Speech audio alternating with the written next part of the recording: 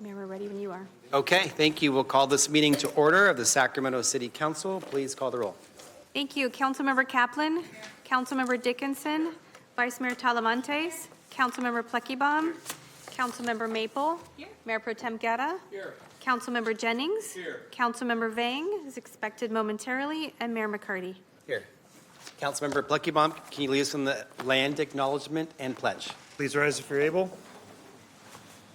To the original people of this land, the Nisenan people, the Southern Maidu Valley Plains, Miwok, Patwin-Wintu peoples, and the people of the Wilton Rancheria, Sacramento's only federally recognized tribe. May we acknowledge and honor the Native people who came before us and still walk beside us today on these ancestral lands by choosing to gather together today in the active practice of acknowledgement and appreciation for Sacramento's indigenous people's history, contribution, and lives. Thank you. Pledge.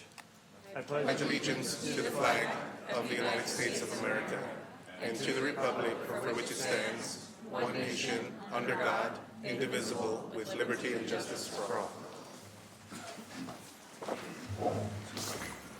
So, Mayor, unfortunately, we inadvertently skipped matters not on the agenda from the 2 p.m., so I'd like to take them now, if that's okay with you. We'll do 7. I have 7 speakers. I apologize to the group that stayed. I'm going to read off some names.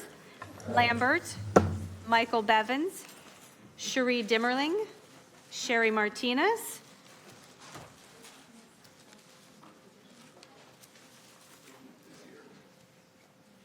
Yes, and I hope everyone pays attention because this is tremendous discipline on my part. I arrived here at 1:45, and I submitted some paperwork to speak on the consent calendar. And I was passed over for whatever reason. And so I just waited so I could say, well, maybe they'll call me after this, after that. So I ended up having to wait 3 hours to speak. And what you don't understand is there's a lot of people following me now. They're starting to document what I'm talking about. And I'm glad this happened today because it's a lot of people following what I'm saying now. And what I wanted to talk to was on the consent calendar. It was number 12, and it was talking about District 2 PBID.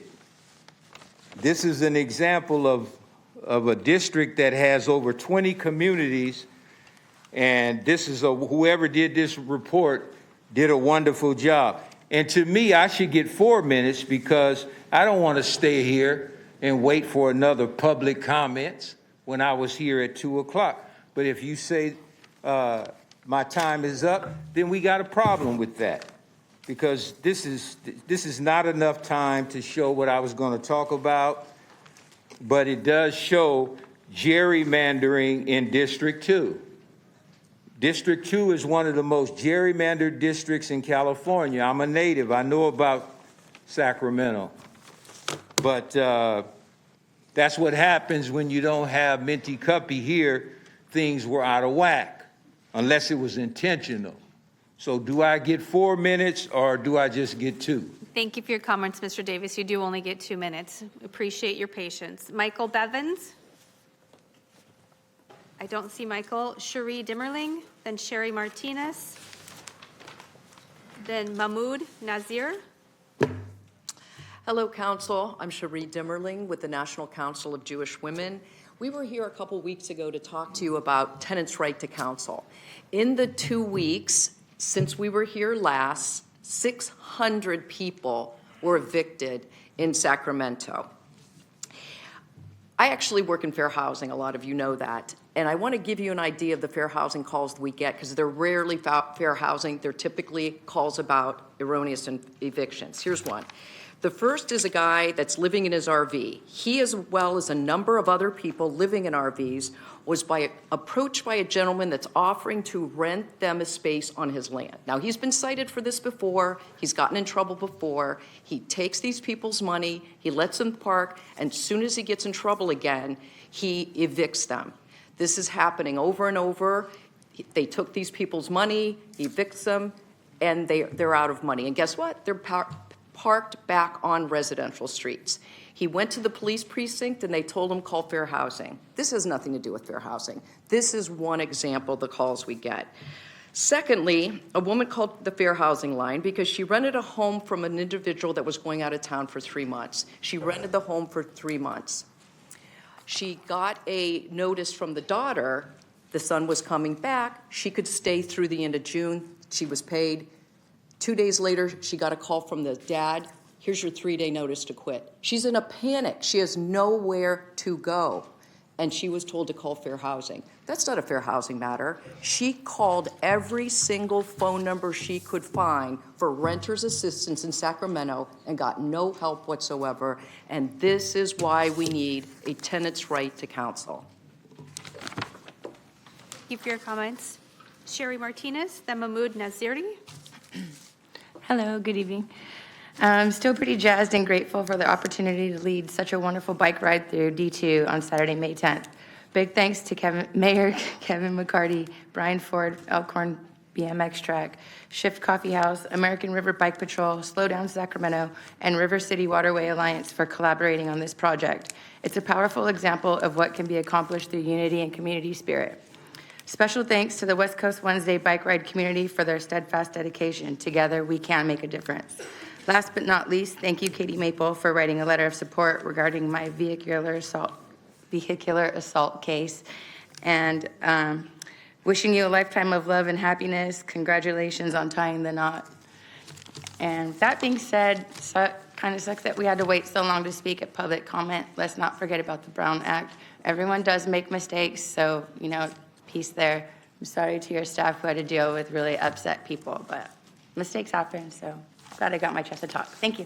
Thank you for your comments, and I appreciate your patience. Mahmoud Naziri. I don't see Mahmoud. Lisa Sanchez, Marla Shannon, and then I've been here since April 2nd, since San Jose, California. And I estimate there's 100 million people on the streets of Sacramento and Sacramento County. I fall through the cracks because I no longer take medication. My parents are dead, and there are no food resources. I've explored them. I've been on 211 since about April 2nd, nothing. I've no homeless resources except emergency rooms and wellness center. Once wellness center was wonderful, but sorry, they would not accept me again. They thought it was a joke when I called back. We need many millions put into Sacramento homeless food and shelters right now. There are no food resources, free food resources for us, no ice water. We have to beg, borrow, and steal. Tiny homes are a pipe dream. I've seen bears come out, skunks come out of the wood, right in the middle of Sacramento. It's a very safe place, and I know the homeless rate has gone, the crime rate has gone down. We need bathrooms in all Sacramento city parks reopened at all times. I've noticed there's no city park bathrooms open. If you could do that for us, that we would be grateful. We need real free resources and ice water. I've explored the resources there. They've dried up. Some chapel today. I looked for it, looked for the address. thank you for your comments. Your time is complete. We appreciate your comments and your patience this We afternoon. need all the money put into it. Lisa that we Sanchez is our can. next Thank you. speaker. Thank you. Lisa?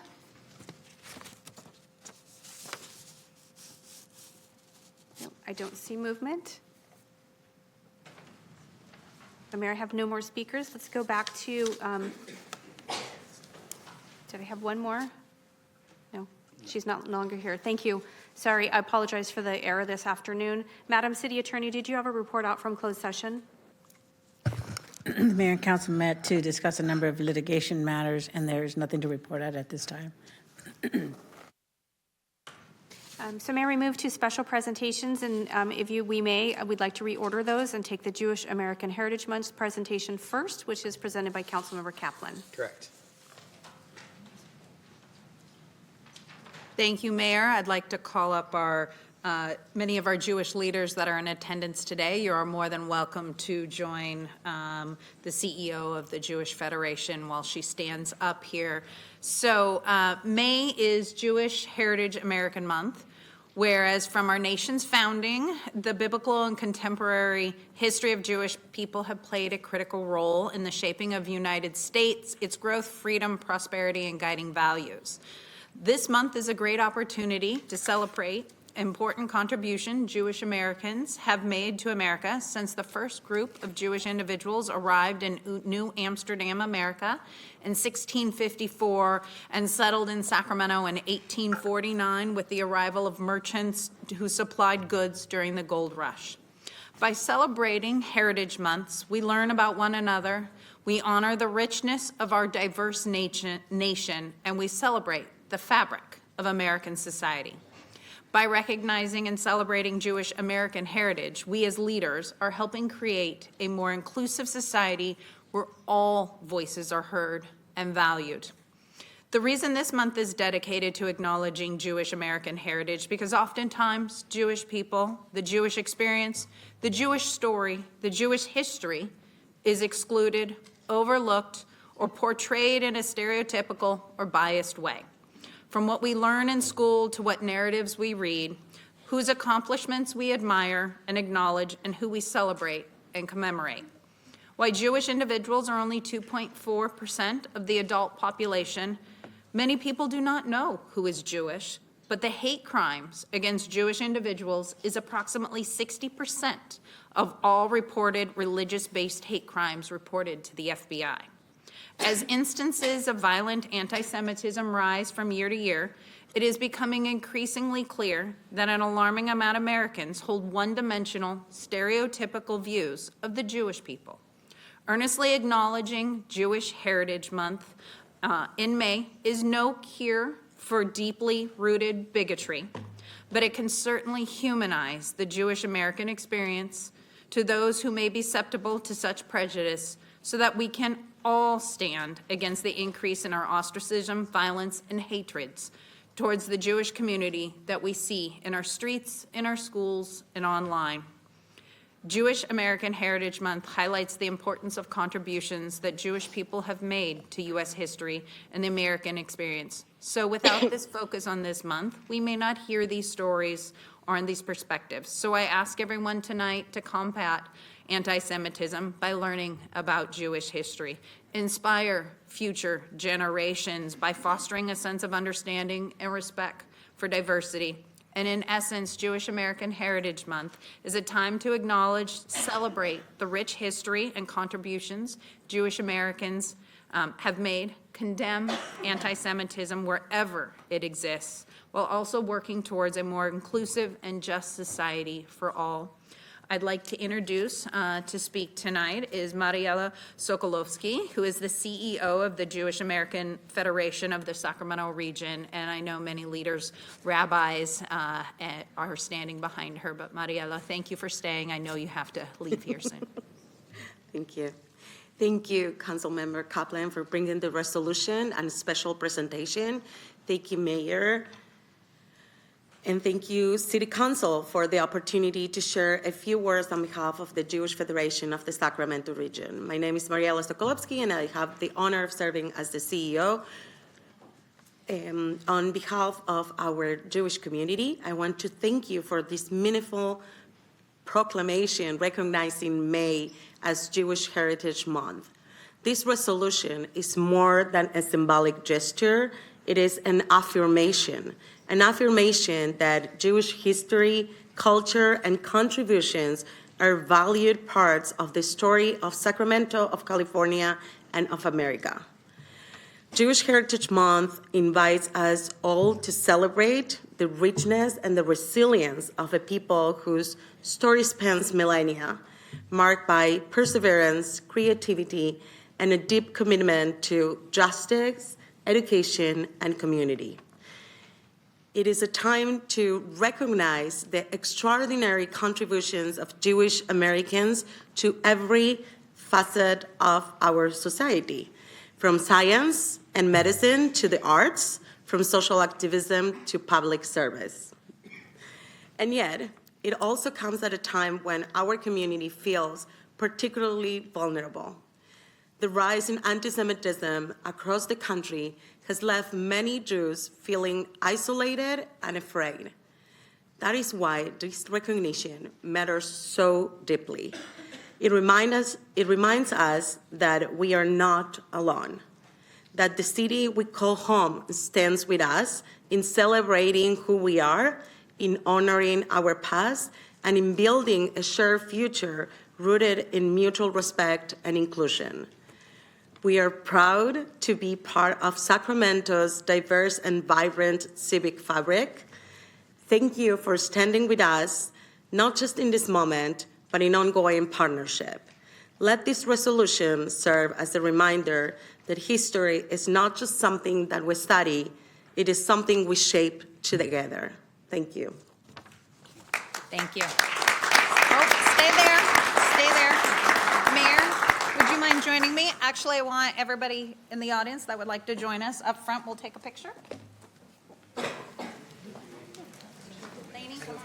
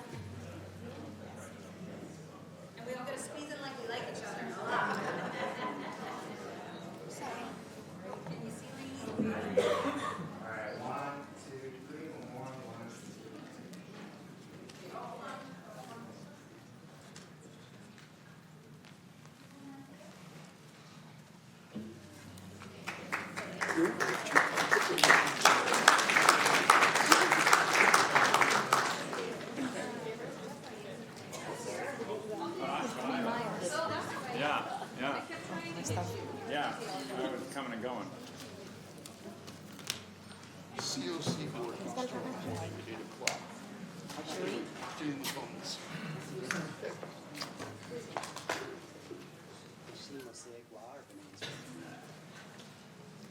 So we move to our second special presentation, Affordable Housing Month, presented by Vice Mayor Talamantes. Thank you so much. On behalf of the City of Sacramento, I'm excited to recognize and honor May as Affordable Housing Month. I'm a product of affordable housing thanks to a program called CHIP. My parents built their own home, putting in 40 hours a week of work into the house, nail by nail, wood piece by wood piece, and getting a federal loan that was low interest for my parents to become homeowners and to give us a roof over our heads. The severity of our housing and homelessness crisis is not lost on any of us here, and the statistics are startling. 54,364 low-income renter households in Sacramento County do not have access to an affordable home. 79% of extremely low-income households in Sacramento County are paying more than half of their income on housing costs compared to 2% of moderate-income households. And I'd like to highlight and celebrate some of the amazing things here at the City of Sacramento that we're doing. Thanks to our planning department and all the key stakeholders that pushed us to move the needle along. We were the first pro-housing jurisdiction in the state, and thanks to that, we received $2.5 million in pro-housing incentive pilot funds. Our housing trust fund and housing impact fees go towards affordable housing. Our recently approved general plan and zoning ordinances allow more units to be built across the city. And housing is more than just a roof over our heads. It's a community and the ability to work and enjoy amenities close to home. The Sacramento Housing Alliance has worked for over 35 years to advance policies and programs that expand the production and preservation of affordable housing and promote housing justice throughout the Sacramento greater region. So with that, I'd like to bring up Jonathan Cook, Executive Director of the Sacramento Housing Alliance, to talk about some of their work and projects to affordable housing here in Sacramento.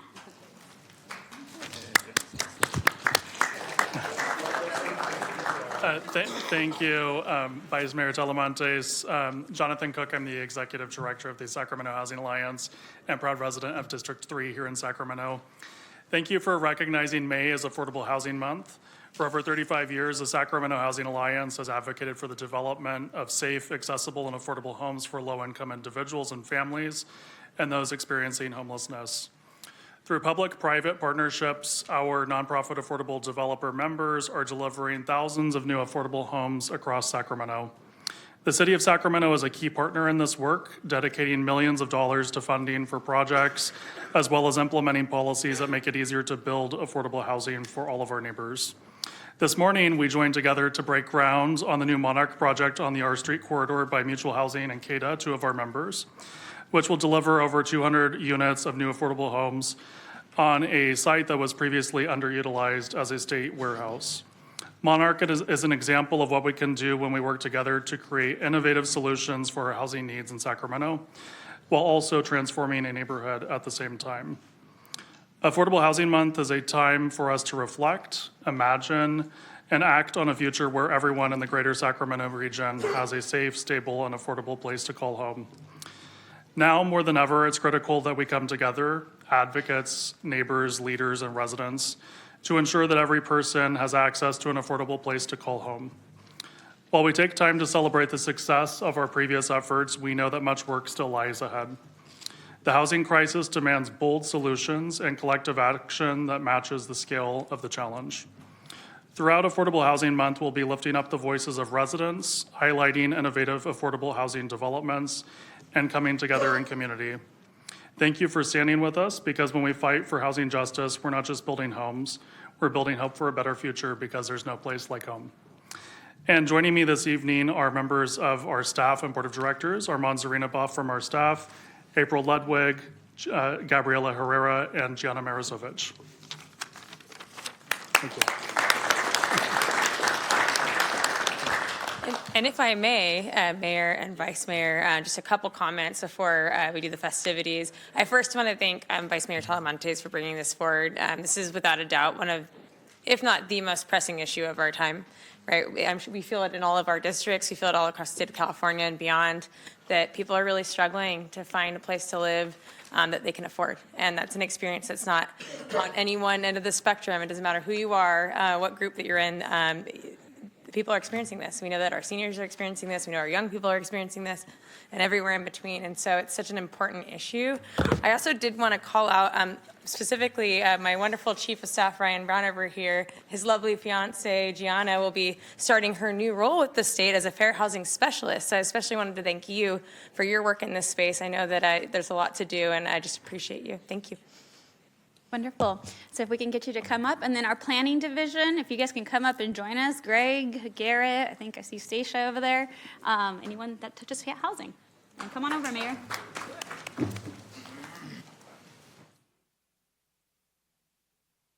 There you go.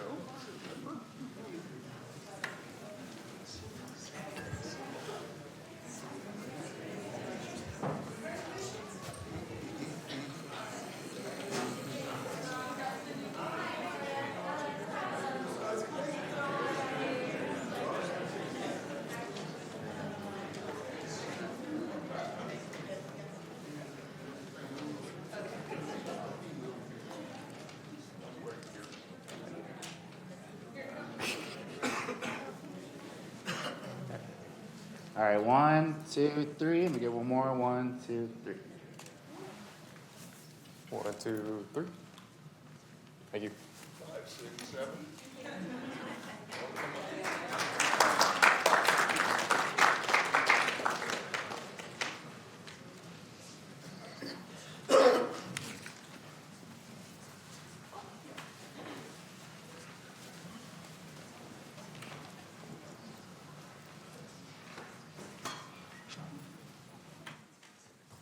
So Mayor Pro Tem Guerra, I believe you had a comment before we go to the consent calendar? Yeah, thank you, Mr. Mayor. Thank you, Madam Clerk. Mr. Mayor, as a matter of organizational structure for today's meeting, I'm going to request that we move to postpone the item number 10 on the audits review of the Animal Review Commission. And we will do this because I was requesting this because the Animal Well-Being Commission that advises us is actually going to hear it next Thursday, and I think it would be not prudent to have the council make a decision and then take action before the Animal Rights Commission. Point of order, Mayor, point of order.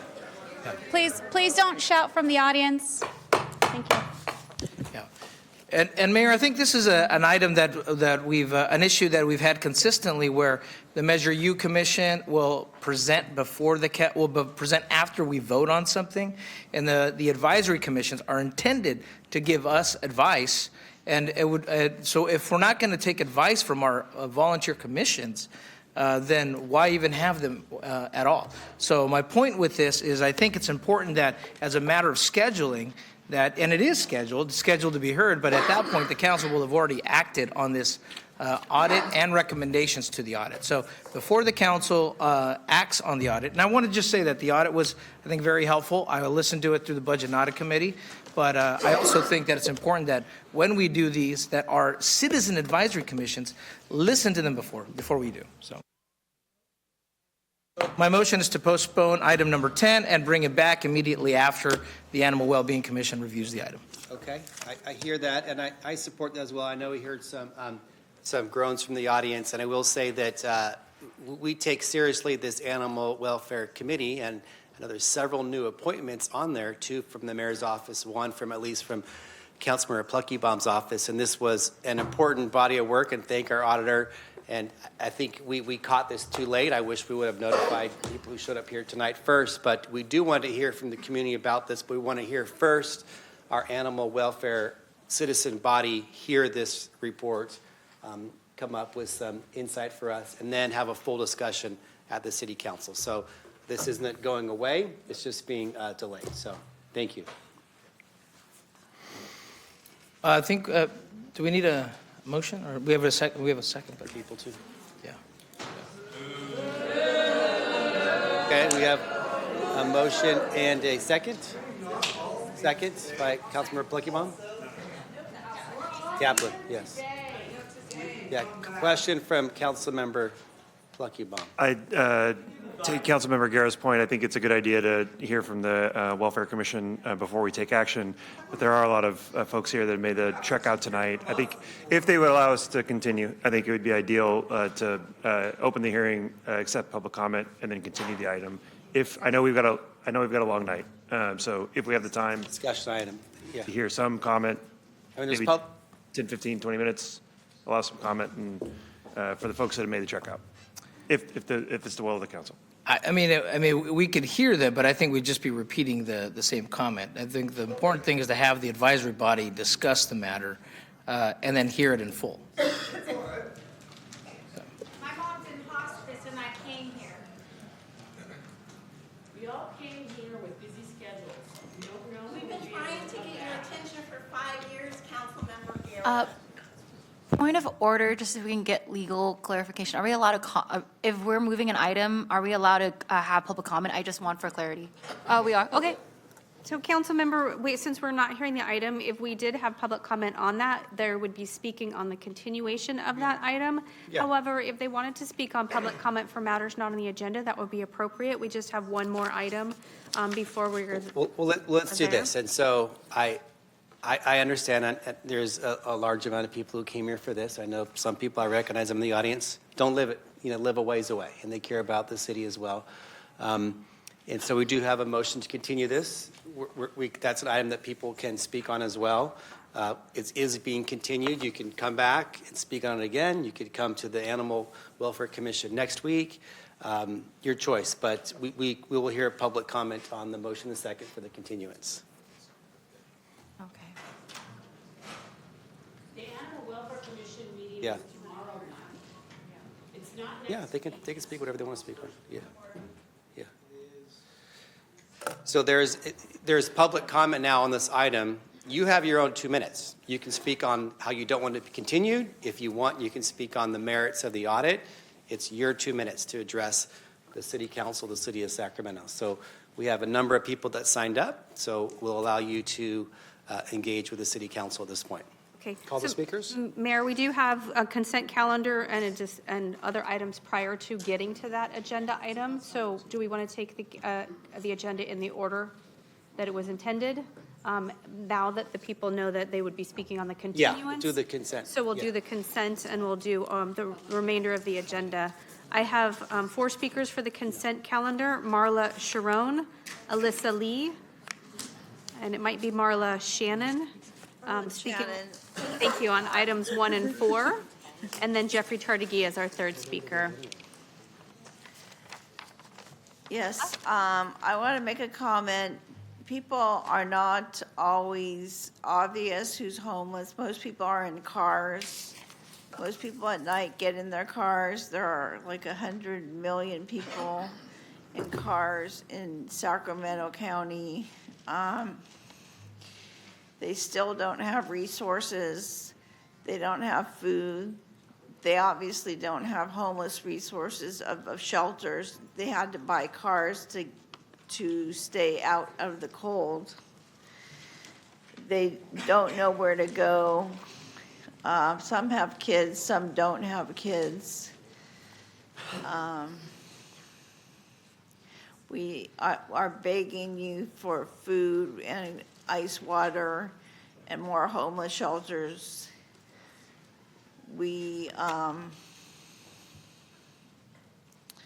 Most of the people are basically normal on the streets and have no resources, look around and rely on themselves.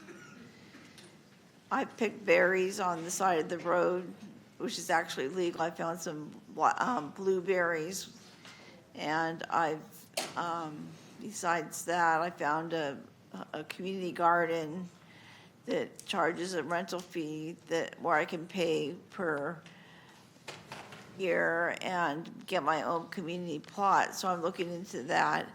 I'm being as resourceful as I can. I have a master's degree in library science from San Jose State University, August 1993. I was a librarian for 7 years. I'm applying for the librarian position. I hope I get it.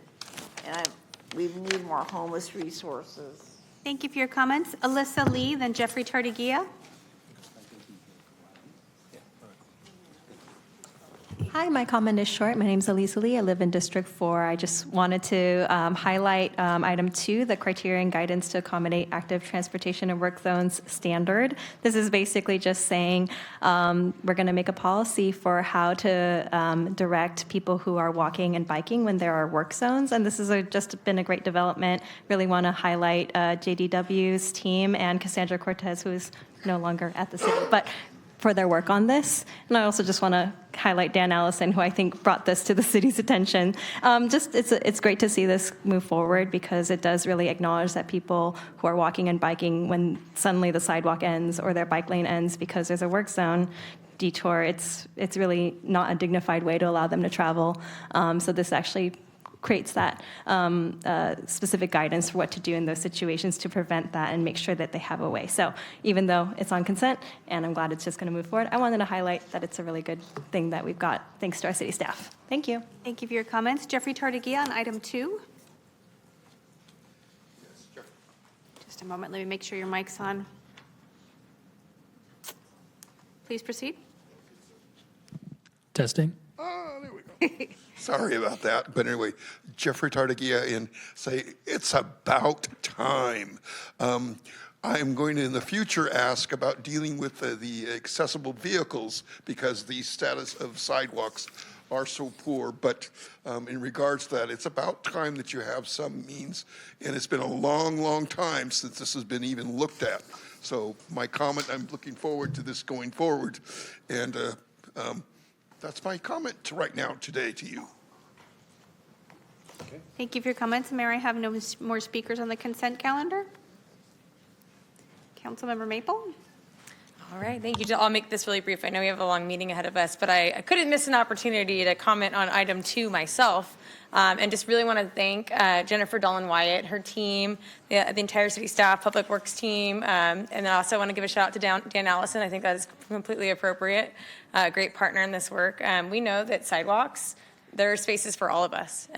These are community spaces, and yet when we have much needed development, some of the housing development that we want to see throughout the city and beyond, we know that those spaces can be impacted. And I really just appreciate the forward-thinkingness of the staff to say, how do we make sure we protect those spaces, get creative, while also still having these developments citywide. And I certainly have seen it in my district where I've seen whole entire sidewalks just be cut off by development projects for weeks or months, and sometimes even longer. And that really can impact our seniors, can impact folks with disabilities, and so just really thankful for this. Thank you. Thank you, Councilmember Kaplan.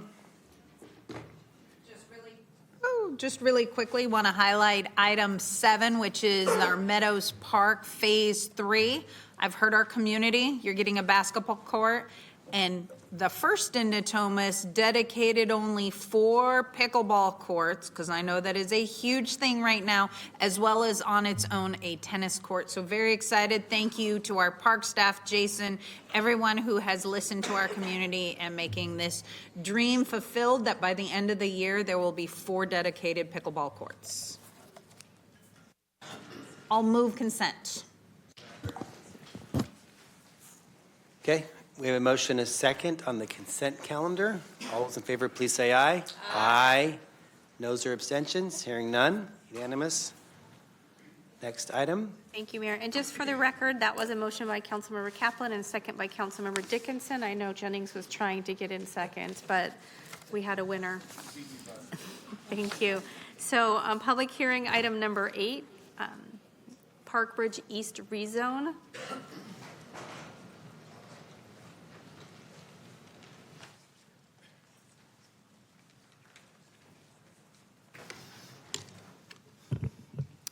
Good evening, Mayor McCarty, members of the City Council. My name is Jose Quintanilla, Associate Planner with the Community Development Department. The item before you is P24024, the Park Bridge East rezone, a request to subdivide a 4.87 acre site into 41 lots for residential development in South Natomas. Staff recommends approval of the following entitlements for this project: a rezone from OB PUD and AOS PUD to R1A PUD. An amendment to the Park Bridge PUD schematic plan to incorporate the site as a new residential village, Village 5, and to the PUD development guidelines to update residential development standards to allow for a new housing product. Third is a tentative subdivision map to subdivide the property into 41 residential lots, 5 common lots with design deviations for non-standard residential street sections, and site plan and design review for review of the map, layout, circulation, and proposed development standards. There are no house plans proposed with this request. The Planning and Design Commission passed a motion recommending that the City Council approve the project on March 27, 2025. Thank you. This concludes my presentation. Staff and the applicant are here if you have any questions. Thank you. Wonderful. Thank you. Councilmember Talamantes. I'd like to open and close the public hearing, assuming there's no public comment. Yeah, I have no public comment on this item. Okay. So I've closed the public hearing. Second. And move the item. Motion. Second. Okay. Thank you. Open and close the public hearing. A motion, a second on the item. No public comment. Correct? Correct. All those in favor, please say aye. Aye. Aye. Any noes or abstentions? Hearing none. Item passes. So Mayor, we move now to item number 9, which is fiscal year 2025-26 proposed budget overview. Okay, we're going to start off with our city manager. Good evening, Mayor and council members. Tonight we begin our budget hearings for fiscal year 25-26. Before we begin, I'd like to extend my deepest thanks to staff, to Murthala and the budget team who are sitting over there, who I was once part of, so I understand what they've gone through since November. And for Mayor and Council for their leadership, and everyone, including our department heads and all the department fiscal staff, for your hard work and collaboration in what has been already a very challenging budget year. The budget before you is balanced, closing a $62 million funding gap with the combination of ongoing and one-time cuts. As we head into a period of economic uncertainty and threats to withholding federal funding for critical services, the proposed budget makes progress in bringing the city's budget into structural balance while advancing council's priorities and minimizing service impacts on our residents. Over the past few months, you've heard from our city departments detailing their current levels of services and programs. Tonight, you will hear the strategies used to balance the proposed budget and the associated service impacts.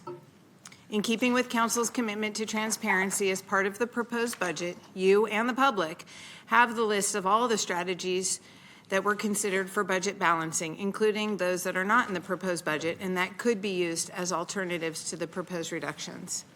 This is now your budget, Mayor and Council, and I, along with my staff, are here to support you and provide you with the information you need as you deliberate and consider the difficult decisions necessary to balance the budget. And with that, I'd like to turn it over to Pete Coletto, our Finance Director, and Marcellus thank you. Antizo, our Budget Manager. Thank you, Madam City Manager. Good evening, Mayor, Council members, members of the public.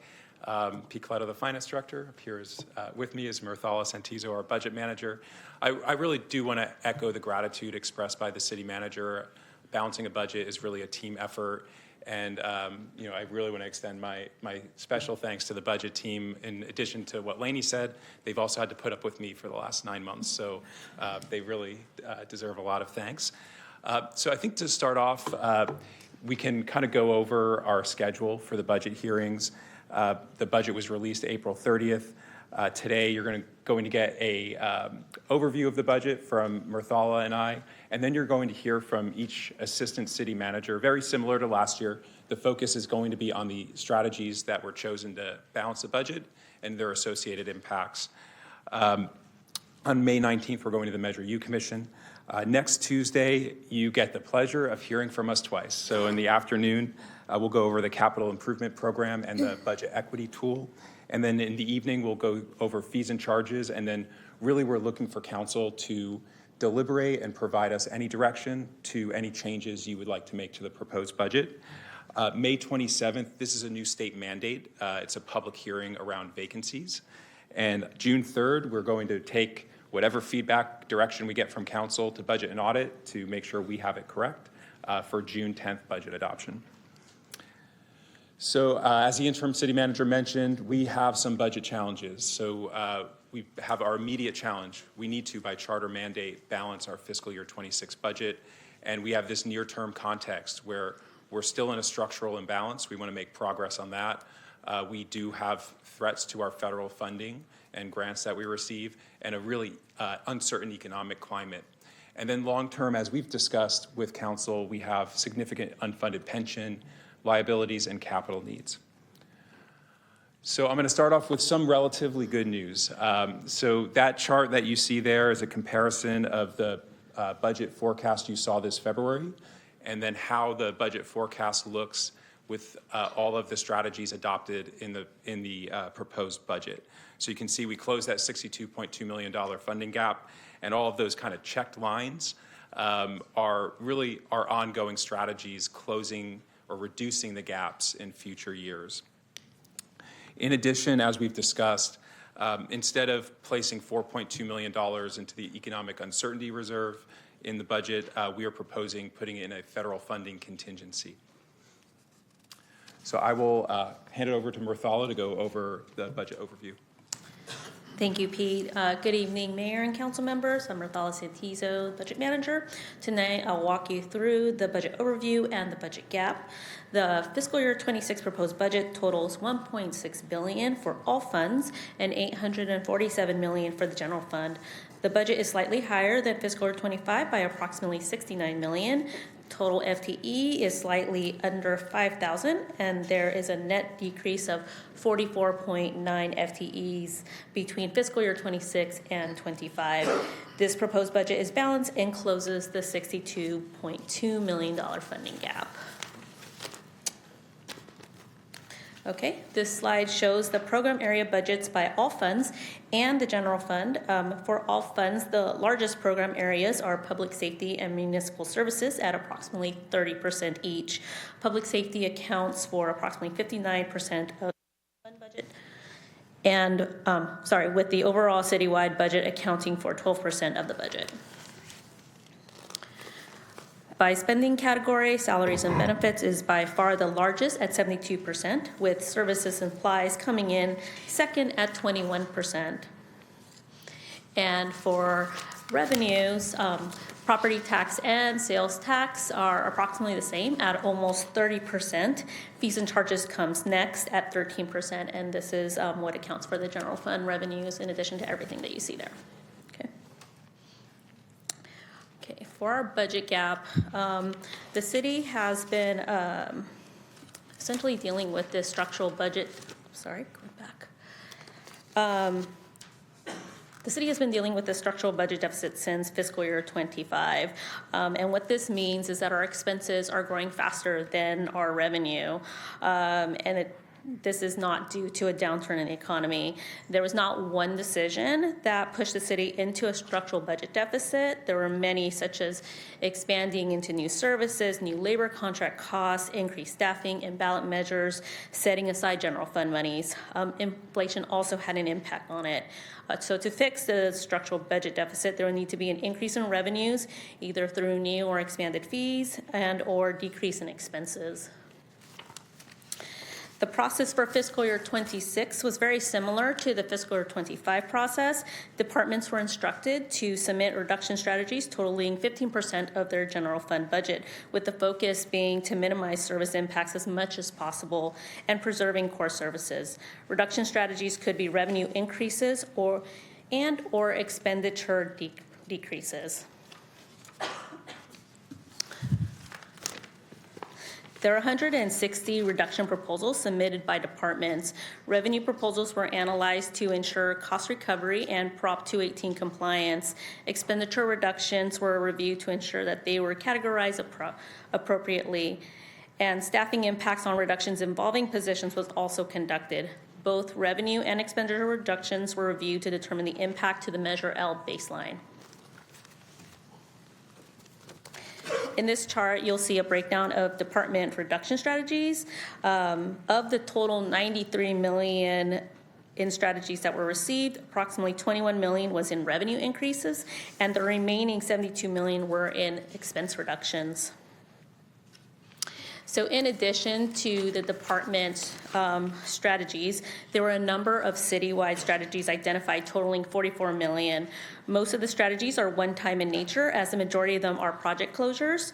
And council already took early action this fiscal year and approved using the fiscal year 24 year-end savings of 23.5 million to help close the budget gap, which is included in the 44.3 million total that you see there. So in total, there are $137.8 million in department and citywide reduction strategies available, which include a reduction of 486.3 FTEs. Of the 486 FTEs, 250 FTEs are filled.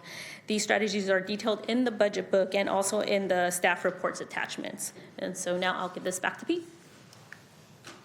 Great, thank you. So how did we balance the budget? I'll walk you all through this chart. You can see where we started, a $62.2 million budget gap. And then we received that bad news around our HAP 6 funding, where we got a significant cut from the state, which worsened our gap. And then council took early budget action. So the good news was we had significant prior year savings, and council dedicated that towards closing the gap. So after February, we had $44 million roughly left to close. And the chart below shows how we did that. So just over 20 million were revenue enhancement strategies. And then we didn't have to go beyond the level 2 reductions. So we have some level 1, level 2 reductions. You can see the impacts mostly on vacant positions. However, we are proposing to eliminate or have 14.8 filled positions be impacted as part of budget strategies. 2 of those positions are moving to another fund, so they won't be impacted. And then there are some of those positions have since become vacant. So as of now, there are 7 filled positions that are slated to be eliminated as part of the proposed budget. We also looked at some of those citywide strategies, and these are mainly one-time. These are reallocations of project funds. We do have some augmentations. These aren't to do new things. These are primarily cost of doing business increases, so inflationary increases for building maintenance, for fleet costs, software licenses, and things like that. The bottom 2 lines, We did make some adjustments to our cost plan. So every year we take a look at all of our costs in our general fund that are serving programs in other funds and update those. So that worked to our benefit. And we also, it's a little bit budget wonky, but we updated our offsets process, which allowed us to recognize some budget savings up front. And then we also had some retirement PERS increases and things like that. So when you balance it all out, we've closed the gap. As far as one-time versus ongoing strategies, it was roughly 50-50 in the proposed budget. The challenge with the one-time strategies is they buy us time. So they really begin our budget gap for the next fiscal year. You're going to hear more detail from the ACMs about the various strategies, so I'm not going to go into a ton of detail here, but we did try to break up the categories in each bucket. So for the revenue enhancements, those first three pieces of the pie, when you go clockwise, those aren't really impacting the public. These are really aligning our budget with projections. We are seeing better building and planning revenues. The fire IGT is our Medicaid waiver program for uncompensated ambulance care costs. And there was a change to how we get reimbursed to our benefit. And so we can raise that budget. And the same with parking. We're seeing better parking revenues, better parking enforcement. And so we can align the budget. Those other increases would have an impact on end users, although the EMS fee increase is to private insurers and it's to cover our cost of care. For the level 1 reductions, we did kind of a similar exercise. We have around $2 million that is what we would have done anyway. This is us looking at our projections and our budget allocations and matching what we need with what we're projecting. Some of that funding cost shifts to our funding and contract adjustments to outside entities. There's a couple of pieces to that. So one is $1.3 million that's allocated for some youth programming. The other piece of that that's significant is ending a parking agreement with the city of West Sacramento, where we provide enforcement and share revenues with them. They don't really need that anymore, and we would rather have those enforcement officers and get 100% of the revenues. We've also deleted some vacancies and shifted some costs to other funds. On the level 2 reductions, this is similar breakdown by category. Some of the ones that you have probably heard of that have some impact are the reduction in skate and art park hours, some youth stipend-based program reductions, and then some reductions but not eliminations for the fire diversity outreach and recruitment program, and then the police department pipeline program, which is the community service officers, some vacancy deletions there. This just gives an overview of the vacant position impacts by department and just what some of those impacted classifications are. Again, you're going to see this again when the ACMs present. And this is the impact of the filled positions. And as I mentioned before, we've had some people leave as we've gone through the budget process. So there are currently 7 employees in filled positions. For the citywide strategies, again, these are all one-time strategies. The $3.5 million in ARPA funding, that was unallocated. That was part of the ARPA framework. It was really contingency there for other projects. We can now reallocate that to balance the budget. 1,000 Strong, again, this is a project balance that we're proposing to reallocate to help balance the budget. And full disclosure, the proposed budget is also eliminating the ongoing annual funding into that project. And we should have listed that as a separate item, and I apologize, that's on me, but I do want to be transparent about that. The $1.2 million in completed projects, that's just a ton of different projects.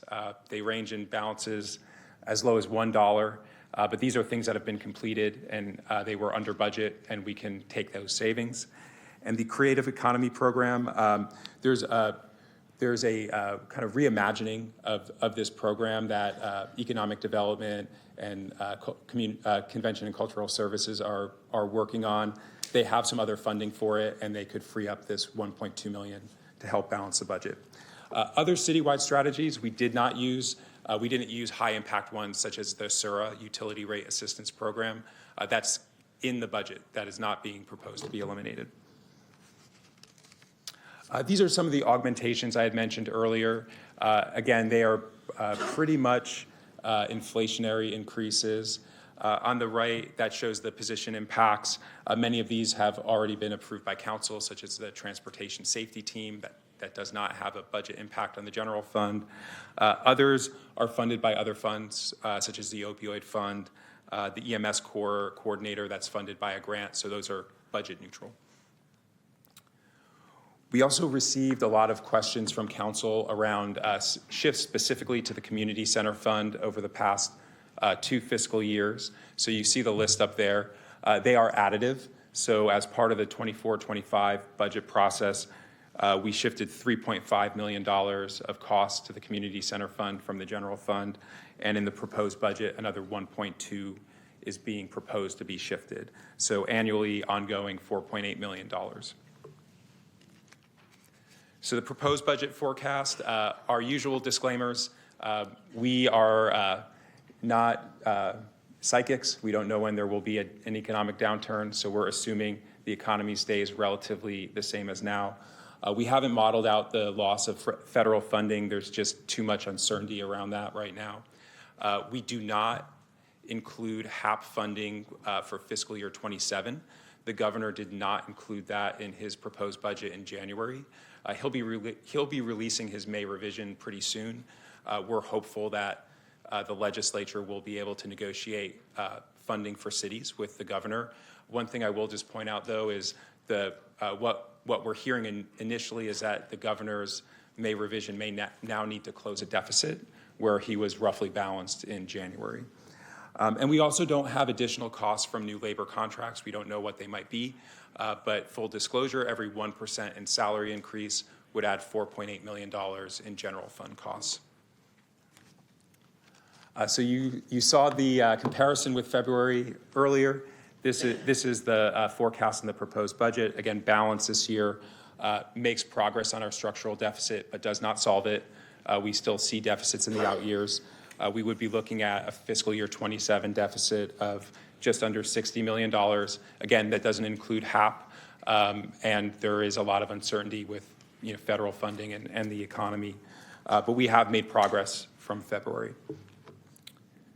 As far as our long-term challenges, the city has a $1.5 billion unfunded pension liability based on our latest actuarial report, as well as a $200 million OPEB, which is primarily a retiree benefits, health benefits liability. And you'll hear our capital improvement program next week, but we're identifying roughly $1.8 billion of unfunded capital and deferred maintenance needs. So we do have significant long-term challenges. But the good news is that council has taken some steps to address them.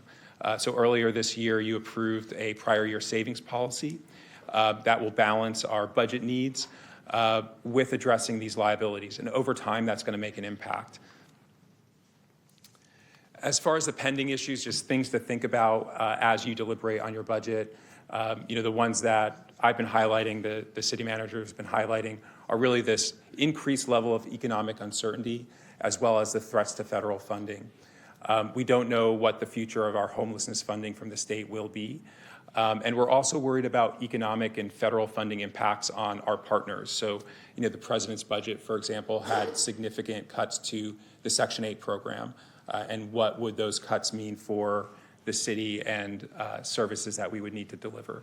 And, again, we're still underfunded or under council's minimum for our economic uncertainty reserve as we head into a period of economic uncertainty. And with that, I'm sorry, it took a while, but I will hand it over to Mike Jasso for the first of the ACM summaries.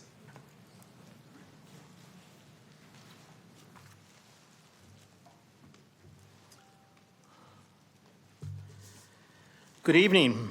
Mayor, and members of the City Council. I'm here today to briefly summarize the proposed, and I do stress briefly, the proposed budget reduction strategies for the 3 community service departments that fall under my purview. As a reminder, Megan Van Voorhis, Director of the Department of Convention and Cultural Services, Denise Malvetti, Deputy Director for the Office of Innovation and Economic Development, and Tom Pace, Director for the Department of Community Development, all presented before this council earlier this year. They're also here today and will be available to respond to questions and comments. In approaching our collective task of proposing budget reduction strategies for the FY 25-26 fiscal year, we tried to keep in mind the following guiding principles. As much as possible, focus on continuing to provide essential services and investment in an equitable manner within the context of each department's responsibilities. 2, maintain fill positions as much as possible through the examination and elimination of vacancies and the strategic alignment of staff. And finally, propose, where appropriate, fee increases if our current fees do not currently reflect the cost of program and/or project delivery and are not representative of the marketplace. To that end, community service departments have collectively proposed $5.5 million in net savings to the general fund. This is made up of $2.5 million in revenue enhancements, $2.6 million in level 1 reductions, and $400,000 in level 2 reductions. Cumulatively, we have identified 6 vacant positions to be eliminated and another 2 filled positions to be moved from the general fund to the community center fund, as Pete has already spoken to. All of our proposed revenue enhancement strategies are within the Department of Community Development and total $2.46 million. Of these 6 strategies, 4 are the result of aligning revenue to actual budget projections, while 2 of the strategies represent modest fee increases estimated to result in approximately $500,000 per annum. We do not expect any of these strategies to result in service impacts. Level 1 reductions amount to approximately $2.6 million. These proposed reductions include the removal of 5 FTE from the general fund. The reduction of 3 of these positions will potentially mean that the Office of Innovation and Economic Development might have decreased reach and responsiveness to the community in terms of new initiatives and opportunities. The reduction of the Innovation Growth MIOP by $160,000 will have limited impact on the work of OIED. The transfer of 3 CCS, or Community Convention and Cultural Service activities, and 2 FTE to the Community Center Fund, we believe, is the appropriate funding source and within the capacity of the Community Center Fund. Finally, our Level 2 proposed reductions are all within the Department of Community Development and result in the elimination of 3 vacancies across the department for a total savings of approximately $410,000. As noted on this slide, this will likely impact building permit support for larger projects, those seeking entitlements, and overall administrative support for the department. There is plenty of good news still in this city's budget, and some of the highlights before you, and I will only highlight a couple of them. As you notice, the $0 rate for city impact fees for affordable housing development does continue. This is a critically important program in the production of affordable housing. Earlier, you heard about the Monarch project, which broke ground today. That project specifically cited the kind of $0 impact fee as a major component in that project being able to deliver 241 units of all affordable housing, the largest all affordable housing development in the city's history, or certainly one of the largest. And it was specifically called out by Mutual Housing as one of the reasons they believe Sacramento is the best place in California to deliver affordable housing. We also continue the work of the Financial Empowerment Center and our Small Business Economic Gardening Program, which really targets small entrepreneurs and the growth of really homegrown businesses. We continue the launch of the Small Business Assistance Center. We continue kind of supporting the neighborhood development action teams, which have been critical in spurring our planning, re-envisioning, as well as development on our older commercial corridors, most notably Stockton and Del Paso as we move forward. We continue to fund our cultural arts program, cultural arts awards, which is critically important to nonprofits, arts, and community organizations, as well as neighborhood arts and culture programs such as Community Mural Sacramento programming that is taking place on Del Paso and Stockton Boulevard. And we continue to move forward with the launching of the recently begun Entertainment Services Division within Convention and Cultural Services. The challenges Pete has already spoken to. A lot of the challenges that the units of government under me kind of face obviously are the result of economic uncertainty. The continually uncertainty around tariffs that affects building materials has the ability to greatly affect the building horizon, and that is something that greatly drives revenue within community development. We see the loss of federal grants, or certainly the uncertainty around it, particularly affecting economic development. We've received considerable funding in the past, whether it's from EPA or Small Business Administration, and that continues to be a major point of uncertainty. So with that, I will turn it over to, I believe we were talking about internal services with Lainey. All right, this is my other hat that I'm wearing tonight. The next few slides will cover the budget reduction strategies for what continue to be my assigned departments included in the proposed budget. That includes finance, human resources, and information technology. As I said earlier, this wasn't an easy process, and these reduction strategies reflect Council's priorities and my goal to avoid layoffs and focus on providing, in the case of our support department, supporting our operating departments in the provision of core services. The Internal Service Department's reduction strategies total $3.2 million through Level 1 and Level 2 reductions, which include 1 vacant position and 5 filled positions in the Human Resources Department, along with expenditure adjustments across all departments. The Internal Service Departments have much smaller budgets than many of the larger operating departments, and many revenue enhancements and vacancy reductions were used as budget balancing strategies last year. In addition, reductions in the internal services departments can have impacts on the ability of operating departments to deliver services. The following slides will provide additional detail on these reductions. As you can see on this slide, a few classification changes are proposed to align with operational needs. In addition, we are aligning some budgeted costs with projected operational needs and offsetting eligible costs to appropriate funds. This slide and the next show a reduction in human resources staff with the budget proposing targeted cuts to positions whose responsibilities, while valuable, are not legally mandated or necessary to maintain essential city operations. These decisions are guided by a commitment to preserve required services while minimizing disruption to our city's overall functioning. I do want to highlight that reductions to our IT functions were held to a minimum as we rely on our IT services to deliver all of our citywide programming well beyond human resources and finance functions. Our safety departments rely on IT for day-to-day functions, as well as our development services, code enforcement, and our community development department, to name just a few. We could not function as efficiently and effectively without our IT department, and in fact, our investments in information technology have allowed us to keep pace with ever-increasing workload and performance expectations. This is reflected in our continued support of these functions as the backbone of our citywide operations. Specifically, these reduction strategies will eliminate our organizational development unit, a team that has provided vital training, employee development, and organizational support services across the city. The proposed budget also includes the removal of the director's administrative support position and the elimination of a currently vacant role within the Office of Diversity and Equity. We recognize and deeply value the contributions these functions have made to our organization. These reductions, though difficult, are necessary to preserve core and mandated services during a time of fiscal constraint. This decision was not made lightly. Every position in our organization plays a meaningful role, and we acknowledge the personal and professional impact this will have on our dedicated employees. To continue supporting staff development and organizational needs despite these reductions, the city will take several steps.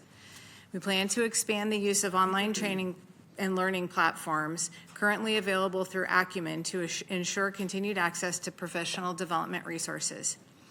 We will leverage internal subject matter experts and department leaders to lead training and development efforts, fostering peer learning and cross-departmental collaboration. Departments will resume some responsibility for scheduling their own trainings, including specialized or role-specific sessions, and will coordinate directly with internal or external trainers as needed. Managers and department staff will absorb certain administrative functions previously handled by dedicated support staff wherever possible, Wherever possible, we will streamline and prioritize workflows to ensure critical needs are met efficiently. And the Office of Diversity and Equity will refocus its efforts on internal priorities, scaling back external partnerships and consultations in order to concentrate resources on equity work that directly supports city staffs and programs. We do understand that this transition will be challenging, but we remain committed to maintaining our values of development, equity, and operational excellence with the resources that we have. We will monitor these changes closely and continue to look for opportunities to support staff and maintain essential services across all departments. Although the internal service departments are making painful reductions to help balance the budget, the departments remain committed to improve internal and external service delivery. Technology upgrades, employee training, and modernization of finance functions such as procurement are allowing the city to provide higher quality services at lower costs. Efficient administration of our tax programs ensures the city collects revenues supporting all city services. Improvements to our 311 system, including integrating a virtual agent, allows the city to respond more effectively to increase requests for services. And our last mile project will connect over 40,000 residents to high-speed internet if the federal government lets us keep the money. Next slide. The prior slide included some, but not all highlights that our departments continue to work on day in and day out. However, it is also essential to acknowledge some of these challenges will continue to address that all roll up in one way or another to the first bullet on this slide, supporting the long-term fiscal health of the city. When we do that, the other challenges you see on this slide and those you will see as part of my colleagues' presentations could be eased. Thank you for the opportunity to share this information. Staff is available to have answer any questions you may have. Now I'll turn it over to Ryan Moore, Assistant City Manager over our Public Works Department. Thank you. So I'm Ryan Moore, Assistant City Manager over Municipal Services. I'm joined here this evening by our Director of Public Works, Matt Eierman, our Director of Utilities, Pravani Vandiar, and our Director of Youth Parks and Enrichment, Jackie Beecham, as well as members of their executive team to answer questions as needed. So I want to quickly thank them all for the dedicated work over the last few months to put together this set of strategies to address our budget crisis. It was a lot of work, and I hope the thoughtfulness and hard work shows through in what they've come up with. So to begin, the municipal service basket includes just under $12 million of savings. Of that, just under 9 is in the form of enhancements and 3 in the form of cuts. That is done through, among other things, the elimination or reallocation of 52.5 FTE. That constitutes over 200 individual positions. I will note quickly, though, that the 2.8 filled FTE that we are proposing to cut are in career or non-career or seasonal employees. So getting into the enhancement side, the bulk of these strategies are alterations to our parking program. The first piece is $2.35 million in savings by aligning the budget projections and expected revenues, both in UPC and Public Works. We'll see an additional $2 million in revenue from the new automated parking enforcement partnership with Sacramento Regional Transit, which carries the additional benefit of safety and operational enhancements, managing our bus stops and our bike lanes in Sacramento better. $3.5 million increased revenue associated with new parking rates and expanded meter locations. These come with the benefit of bringing the city into market parity with other similar sized cities in California, as well as allowing us to better ensure appropriate turnover and circulation in our parking inventory. We're also proposing a modest fee increase for the residential permit parking program. This program has historically been provided for free, resulting in uncovered administrative costs for the city. So this increase of about $1 million will allow us to recover those administrative costs year over year. The proposed 5% daily minimum program fee for the RRR program will still be below market rate, and the Hart Trust Fund scholarships will be available for those who need it. Okay, moving over to the cut side. So level 1 cuts are about $2 million. As Pete already mentioned, the city of West Sacramento has gone through a change to their parking program, so we're no longer needed over there. We'll realize the efficiencies and the revenue here in Sacramento associated with that change. We'll see approximately $400,000 savings in YPC from reduction of contracted services and also the reduction in the stipend to our golf management vendor. We'll be shifting $240,000 out of the START program away from the general fund. There are a number of community enrichment cuts which will save approximately $1 million annually. The reduction of several vacant positions which are not anticipated to reduce the overall delivery of recreation programs. Staff to program participant ratios will be ensured to continue to deliver core programs. Core recreation programs will be limited, however, to 2025 operatings with standard capacities for enrollment. Level 1 reductions will limit the opportunity to grow and expand these programs in the future. There will also be some minor youth workforce development reductions with minimal impact. These are primarily seasonal positions which we have difficulty filling anyway. I do want to note, importantly, that the summer aquatic recreation swim hours at pools and wading pools will be maintained at previous levels, so our pools will be open for business this summer. The reductions of some vacancies in seasonal maintenance positions is not anticipated to reduce overall delivery of maintenance. However, there may be some reduction in special requests. Okay, moving into level 2 cuts. This is about at $1 million, and these are all limited to YPSI. The elimination of vacant entry-level park maintenance worker positions is not anticipated to have a huge impact on our service delivery. We're going to make this up with efficiencies and also a change in some of the equipment that we use to deliver the services. I want to mention the 28th Street skate park reduction. The strategies will not create a service impact. The city will continue to utilize existing partners and expand opportunities with subject matter experts. YPSI will continue to maintain the park for partner programs and camps, open skate, and permitted events. Current unfunded deferred maintenance at the skate park continues to present operational challenges, however.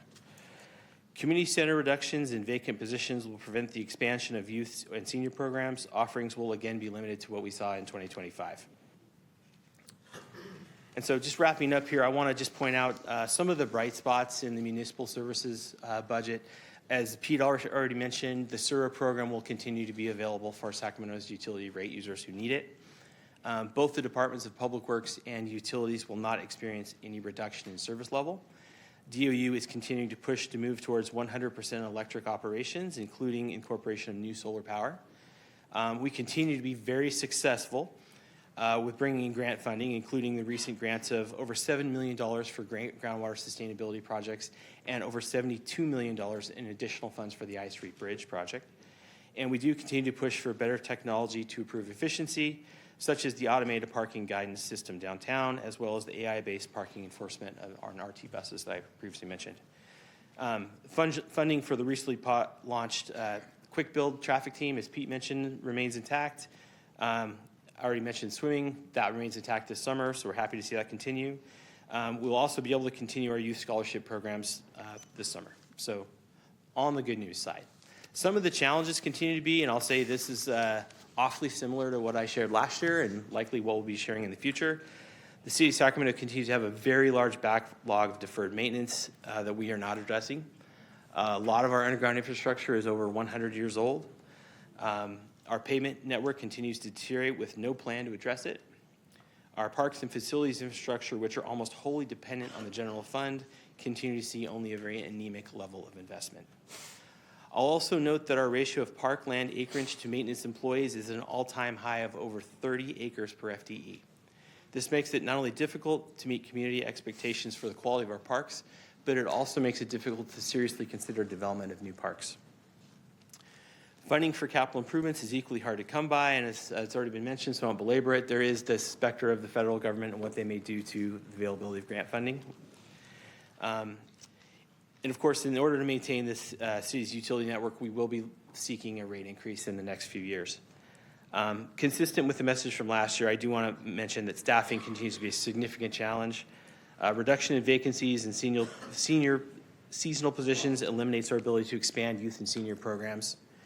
Fleet mechanics, traffic signal, street lighting technicians, urban forestry crews, water treatment plant operators, street maintenance crews are among some of the most critical functions that we have, and they're very difficult to fill due to the lack of available workforce in the market and our competition with neighboring agencies that pay more for similar services.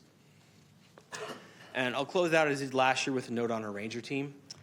With over 240 city parks and many miles of off-street bikeway, our dedicated ranger force is asked to perform an impossible task of managing our open space with an inventory of only 12 positions.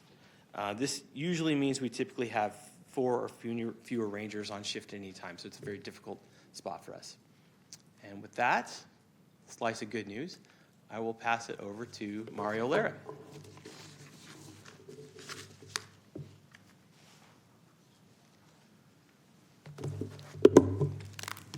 Thank you, Ryan. Honorable Mayor and Council, I am Mario Lara, Assistant City Manager for Public Safety. The next few slides outline the budget balancing strategies proposed for departments of community response, fire, and police.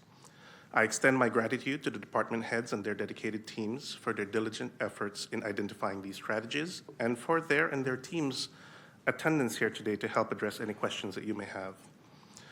Each department have previously presented their programs and services.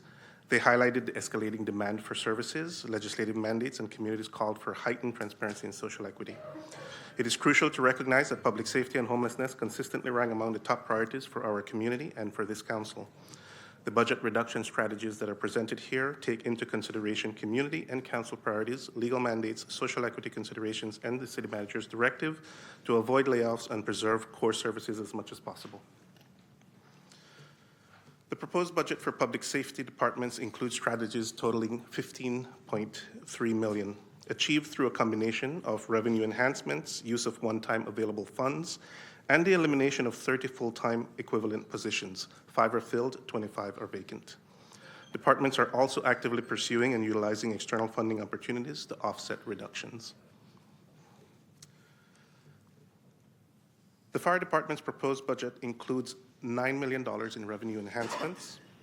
$3 million is from emergency medical services operations, which Pete had mentioned. These are medical transport reimbursements under the EMS program, which are expected to be higher based on historical and current year trends, increased call volume, and reimbursement eligibility. Use of these funds to cover existing ongoing costs for EMS operations would mean that there wouldn't be any excess revenues available for other eligible EMS costs, such as one-time capital or equipment outlays. The department also proposed increasing fees for emergency medical services approved by council in April, and for fire prevention programs, which is scheduled for council consideration next week. This would result in increased costs for users of services and yield a total of $6 million across these 2 programs in additional revenues. A more detailed presentation on the fire prevention and fee proposal will be presented for council consideration on May 20th, as I mentioned. Finally, a small reduction related to special district buildings is also included in fire's proposed budget. I think I went one slide too many. Level 1 adjustments are as follows. Use of one-time project funds to support patrol operations in the police department, as well as use of opioid settlement funds to support staffing costs in DCR associated with the street overdose response team. Elimination of a vacant position in the fire department fiscal services divisions and add deletes in the police department to consolidate the nighttime traffic staffing and a reorg in our public information office. Elimination of youth family investment programs from police department budget to the tune of $1.3 million. This and similar programs are already operated by Youth, Parks, and Community Enrichment Department. This adjustment does not negatively impact achievement of Measure L baseline. However, it does reduce funding for CBOs for youth programs. These strategies combined yield approximately $2.1 million in savings and elimination of 2.0 FTEs. The service level impacts to the public will be negligible, but due to improved efficiency and workload redistribution to remaining personnel. Level 2 reductions. Level 2 budget reduction strategies involve the elimination of 28 FTEs, 3 of which are filled in the fire department, impacting our DOOR program, the Diversity Outreach and Recruitment Program. 2 are filled in the police department, 1 impacting Advanced Officer Training Unit, which will lower our capacity to deliver high-quality training, and the other being an elimination of an administrative support for the police department executives. The rest are vacant civilian positions in the police department, which will necessitate workload redistribution among the remaining existing staff. As you can see, the most significant impact due to these level 2 strategies is the reduction in hiring pipelines in both the police and the fire department. This will make it more challenging to meet hiring goals and diversity of the workforce. Remaining sworn staff will need to handle functions previously performed by entry-level civilian personnel, which may lead to increasing officer workload call volume, and reduce response times. To avoid elimination of additional FTEs, costs for personnel and in the investigations unit and the Public Information Office will be covered using available one-time project funds. This is a temporary solution. The budget balancing strategies across public safety departments have been carefully and strategically vetted to preserve core services while addressing the structural deficit. While this is certainly an austerity budget, some key areas that I would like to highlight include: firstly, the proposed budget for public safety preserves current staffing levels as much as possible to maintain critical services and operational readiness to meet the increasing demands that are placed on our public safety departments. Secondly, the proposed budget preserves specialized teams to address high-priority challenges. For example, the homeless response teams, the multidisciplinary incident management teams, since homelessness remains a high priority, are maintained within this budget. The proposed budget also funds specialized crime reduction units such as human trafficking team, the nighttime trafficking team, and violent crime reduction team in the police department, also because reduction in crime remains a critical priority for the community and for this council. Thirdly, the proposed budget leverages use of available one-time and external funds. All public safety departments will continue to actively pursue external grants and opportunities that will allow the city to meet growing demands for services. To conclude this brief overview of the public safety's budget strategies, I would like to remind Council of some of the challenges that staff will continue to manage. The recruitment and pipeline programs have been curtailed, although not eliminated. Therefore, hiring will continue to be a challenge. We anticipate a significant vacancy factor, which will be offset by continued use of overtime to meet the demand for services. High workloads can lead to declining employee morale and heightened compliance and risk exposure. Deferred maintenance, as Ryan mentioned, associated with aging facilities and public safety equipment will also continue to be a challenge in our public safety departments, as there are no truly dedicated ongoing funds set aside to reduce the deferred maintenance burden. And finally, reliance on one-time and external resources to deliver services that are ongoing in nature, especially considering potential economic downturn and loss of federal grant programs, continues to present a risk. Thank you for the opportunity. I will now turn it back over to the Finance Director. Thank you. So Mayor and Council, I know that was a lengthy presentation as we went over our $1.65 billion proposed budget. I appreciate your indulgence in letting us do that. And really tonight we're hoping to answer any questions that you have and hear if there are any areas of concern from council members so that we can get you any information you need prior to your deliberations and direction next week. And with that, that is staff's presentation. Thank you. We'll have quite a few questions and comments, but first we want to go to public comment. I think we have 20 or so speakers. Thank you, Mayor. I have 17 speakers, so I'll read off a few names. Andrea Durham, Kay Crum, Bob Sicato, Alyssa Lee, Wesley Allen.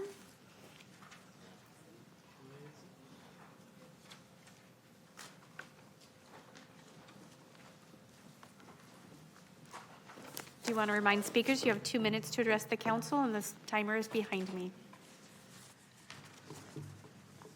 Good evening. I'm Andrea Durham. I'm the Executive Director of MOSAC, the Museum of Science and Curiosity. And I'm here to just encourage your ongoing support of this important community resource. MOSAC is owned by the city. Thank you very much for that investment. And we need your ongoing support to deliver on important STEM learning in our community. We give back to the community in the form of we are part of the economic engine in our economy. Museums are an important part because 96% of Americans support increased funding for museums. 76% of leisure travelers visit a museum on a trip. And we get a lot of requests from other museums they're putting together packages for visiting Sacramento and visiting California, and MOSAC supports those packages, and we get a lot of tourists that way. Most importantly, we improve the lives of children in our community daily and adults. We have school kids from Stockton and as far as Fresno who say they would never imagine being able to come to a place like MOSAC. I've had a mom and 2 teen boys describe how they were able to come twice in 2 weeks to spend quality time together because of our free admission program for underserved families. We have design lab workshops that are changing the lives of students. You may remember hearing from a little boy named Edison last year. He spoke about our design lab and how we changed the trajectory of his life through our design lab workshops. Children who never can envision a life or a career in science or engineering sometimes are inspired by their experience. Thank you for your comments. Kay Crum is our next speaker. Hi, my name is Kay Crum. I'm a resident of District 6 and a member of Strong Sacktown. I'll try to keep this brief. So with all of this conversation about budget and the wonderful work that the finance staff has done on this project, we need to keep in the back of our minds that we have $1.8 billion in backlog of capital projects and maintenance for our city as well, even though we have a balanced budget. In general, during this budget conversation, I think that we need more community involvement. There wasn't much opportunity for us to have conversations. At times, people are, working 8 to 5 or 9 to 5 jobs. They can't come out to some of these meetings, and there wasn't a lot of input for that. And as a city, we need to pick winners and losers. We need to make some tough choices and invest in areas that are wealth multipliers and revenue generators. Like downtown has some really good places like that. Also, with those cuts in mind, we do need to keep in mind that we have some real harms that are happening on our streets with the deaths of our neighbors by drivers. And so we need to make sure that we're funding active transportation as well, like Councilmember Vang brought up during our quick build session. So I just wanted to put that in your ear and keep that for your consideration. Thank you. Bob Sicato. Hello, council members, Vice Mayor. My name is Bob Sicato. I'm the board chair of the Sacramento History Alliance. And just in case you don't know, Sacramento History Museum is going to celebrate its 40th anniversary this August. So thank you for your continued support, and just want to update you on what the past 4 years, the Sacramento Alliance, which manages the Sacramento History Museum, has expanded and represented diverse communities through collaborations, partnerships such as the Shingle Springs Miwok Indians, Sojourn Truth African Heritage Museums, Campbell Soups, Sacramento Plant Retirees, and the Sacramento Lowriders Commission. We have increased a variety of tours in Old Sacramento waterfront districts. We developed free programs such as the recent Spring Festival in April and the California Native Monte Market in spring, bringing many people to the museum in the district. We have grown a huge social media presence, just in case you haven't noticed. Please check out all of them. We're there. And exciting people around the globe and bringing attention to Sacramento, but on to the History Museum as well. The money we receive from the Sacramento City has been tremendous support, and what was recommended to bring it to the community center will help continue to make these activities, events, and school programs possible. So thank you for your time and your continued support. Thank you for your comments. Alyssa Lee, then Wesley Allen, then Victoria Vasquez. Hi, Council. My name is Elisa Lee. I live in District 4, and I'm also representing Strong Sacktown today. We're a very large community group of passionate community members who really care about financial accounting and transparent accounting, as well as just making our city as strong as it can be. I want to echo Kay's comments around community engagement. I recently learned about the city manager's community engagement team, and I'm sure they're very busy, but I really like to encourage using them and thinking about how we can have a better community engagement process when it comes to our budget. There are a lot of other cities that do really awesome workshops, videos, Q&As, regular sessions where people can come and ask questions and see presentations like what we saw tonight, but at a time that's maybe more geared for them in the languages they speak as well. And this is really something a city like ours should be doing when we're talking about millions of dollars that really affect people's daily lives and experiences in in the city, it's really a kind of a shame that we don't have better community engagement opportunities to really try to understand what's happening in this really short time period where a lot of money is being decided. So I know there's a lot of hard work, and I really want the community to be a better part of it. I also want to call out the unfunded liabilities. It was one slide, and it wasn't glossed over, but it's really important to understand that we have $1.8 billion that are unfunded capital needs for maintenance from 2025 to 2030 that are not included in the 5-year budget forecast. And what that says to me is that we are not planning to fund that maintenance. I think that is the easy choice to make at this point, but that's going to lead to, sewers breaking down. That's going to lead to roads not being paved. That's going to lead to pools not being fixed for years for residents. This has already happened in the city, so I want to call that out and also say we really do need to start seeing active transportation funded in our. Thank you for your comments. Wesley Allen, then Victoria Vasquez. Hello, I'm Wesley Allen. I live in District 2, also a part of Strong Sacktown. Just kind of want to reiterate what they said previously about transparency and helping people understand the budget. I know we met as a group several times to just go through past budgets and try to understand this one, and it's not easy things to parse. And I'm also concerned about the deferred maintenance, because if we don't have to take care of it, then we won't, and not putting it into the budget, which seems not possible now, but it also feels not possible next year. We saw the graph of the 5 years. It's not going to be, there's not like a savior coming for this. So thank you. Thank you for your comments. Victoria Vasquez, Sean Latour Jarquin, then Ryan Foster. Thank you very much. Good evening, Vice Mayor, council members, and everyone. My name is Victoria Vasquez. I'm on your YPSI Commission for District 6. I'm a mother in District 6 of 2 children who went through the skate camp at 28th and B Skate Park, which is what I'm here to talk to you about tonight. I want to make it clear that there is a difference between private contracted hours at the skate park and public access hours. And one of those that's very important to me as a single mother and sole breadwinner is that the scholarship program, your youth scholarship program, would not be eligible for students or kids who want to skate there through a private contracted program.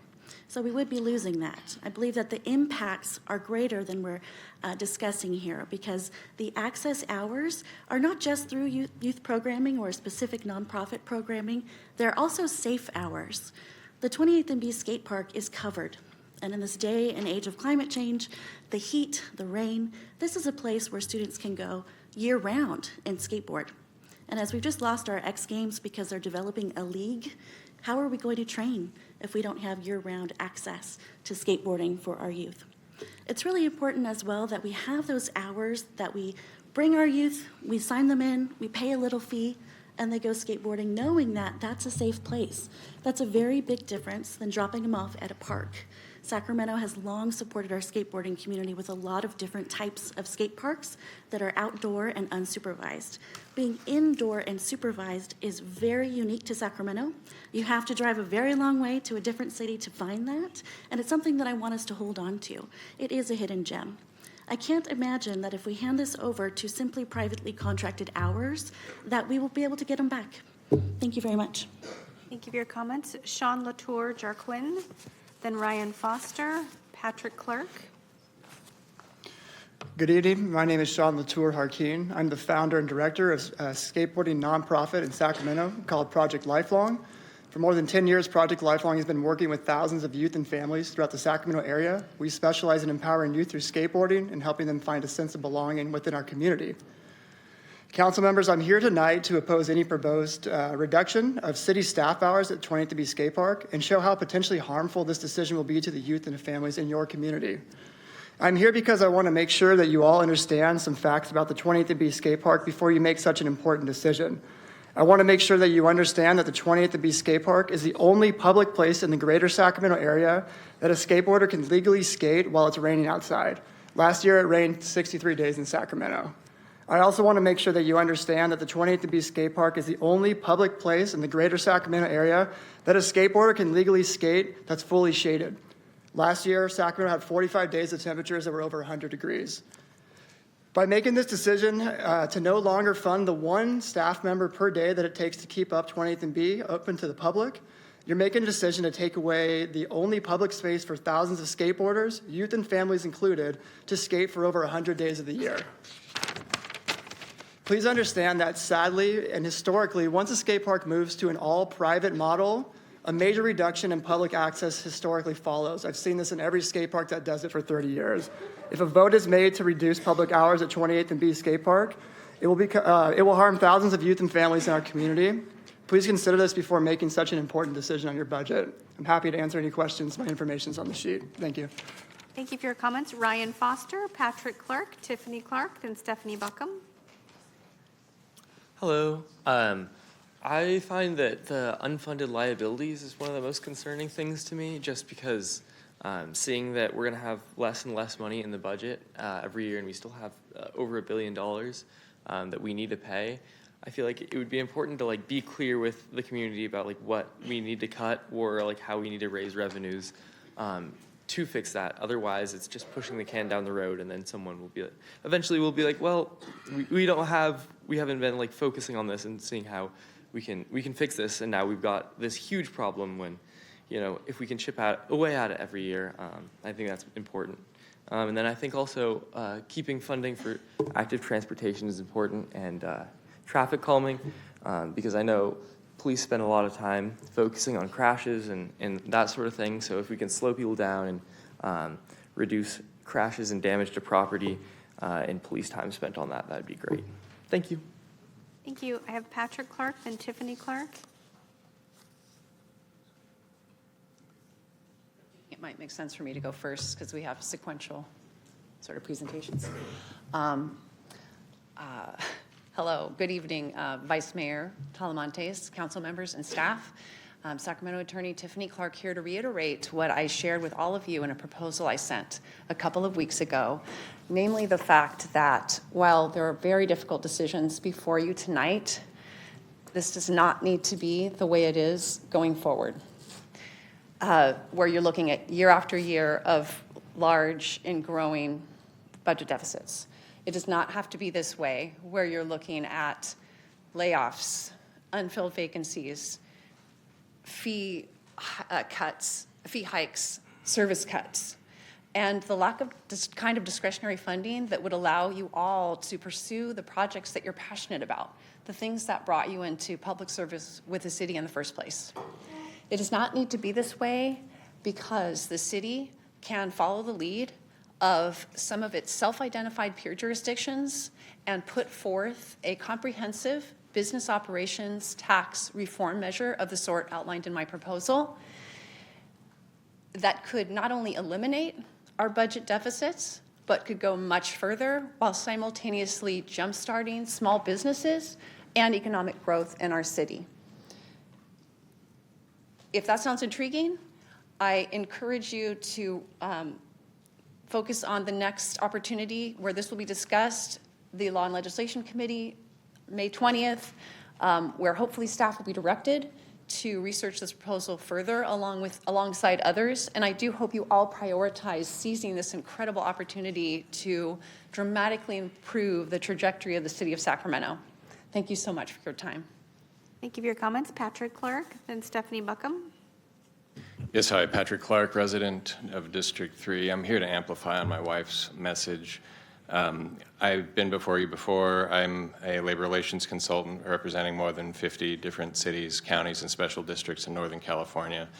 And it pains me to see meetings like this. I actually just came from a closed session with one of my clients going through the same type of drill this evening, talking about cuts. It's kind of the way of things right now. And the fact is, I've also been with clients when they get a new revenue measure and what a huge change that can mean for labor negotiations or just, dealing with your unfunded liabilities or sexy things like potholes, right? I think that I implore you to take a look. My wife put in a lot of work on this.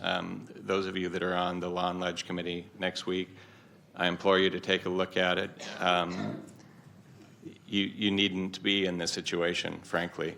I like to say to folks that, Sacramento is the most important city.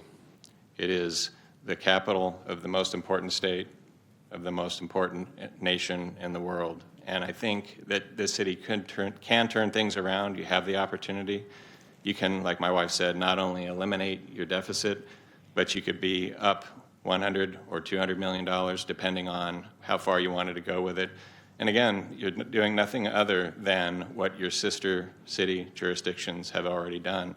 And that would be a far better place to be than we are this evening. Thank you. Next speaker is Stephanie Buckham. We have 7 more. After Stephanie is Rashid Sadiq, then Tijuana Branos. Good evening, Mayor and council members. My name is Stephanie Bucknam. I've been a Sacramento resident and state worker for over 13 years, a skateboarder for 5 years, and I'm also a skate night lead for Project Lifelong, the nonprofit that Sean just spoke about. I'm here tonight to oppose the proposed reduction in staff that would effectively shutter the 28th and B skate park at Sutter's Landing.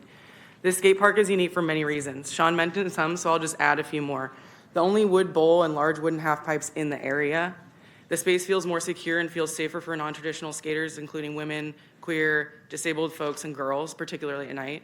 And it's not just a local gem. People travel hours to skate here, especially in the rainy season. I know people that travel out here from San Francisco to skate here, and they have world-class skate parks out there. Project Lifelong recently contracted with the IPC to first use skate nights at 28th and B, and I've been leading them since January.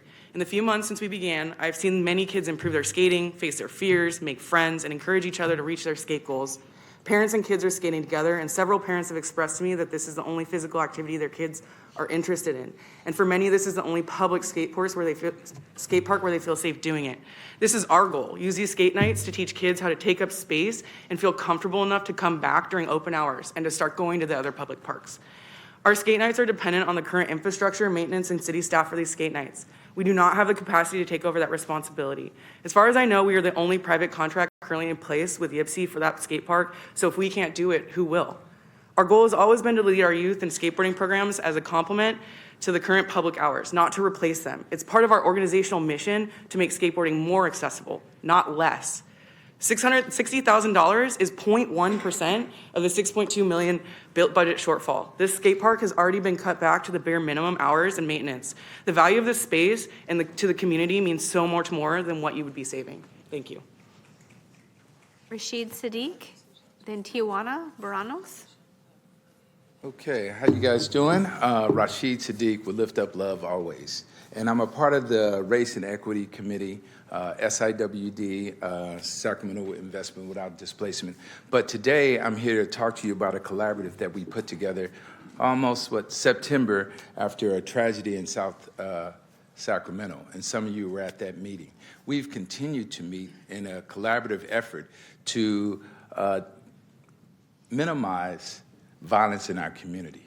And so what I'm coming here today is to hopefully emphasize the importance of keeping funds in these historical disadvantaged communities. The police department, I noticed in section, I think it's 21, had over 80 unfilled positions, and that's typically what they do each year. And so I'm asking if we could possibly redirect some of those dollars to section 22 or 23, 24, and hopefully fund more programs that are working with the kids during these times around this time. So these are the times that we really need community-based organizations funded. We need them represented, and we need to make sure that they're important and they're part of our budget. So I'm hoping that you guys think about that and think about ways that we could redirect dollars and hopefully fund our community-based organizations to help suppress violence in our communities and give youth opportunities. Thank you. Thank you for your comments. Tijuana, then Clint Ostenberg. Good evening, everyone. My name is Attorney Tijuana Barnes. I'm the president of the Sacramento NAACP. Thank you for having me today. I want to echo Mr. Sadiq's comments. We have been meeting once a week to discuss how we can do a community-based approach to public safety. And it's important for you to consider the comments that Mr. Sadiq and myself is saying, because right now, Mr. Lara mentioned that because of the budget cuts in public safety, they're going to have difficulties with recruitment. So if you have difficulties with recruitment, then how are we going to fill those 80 positions?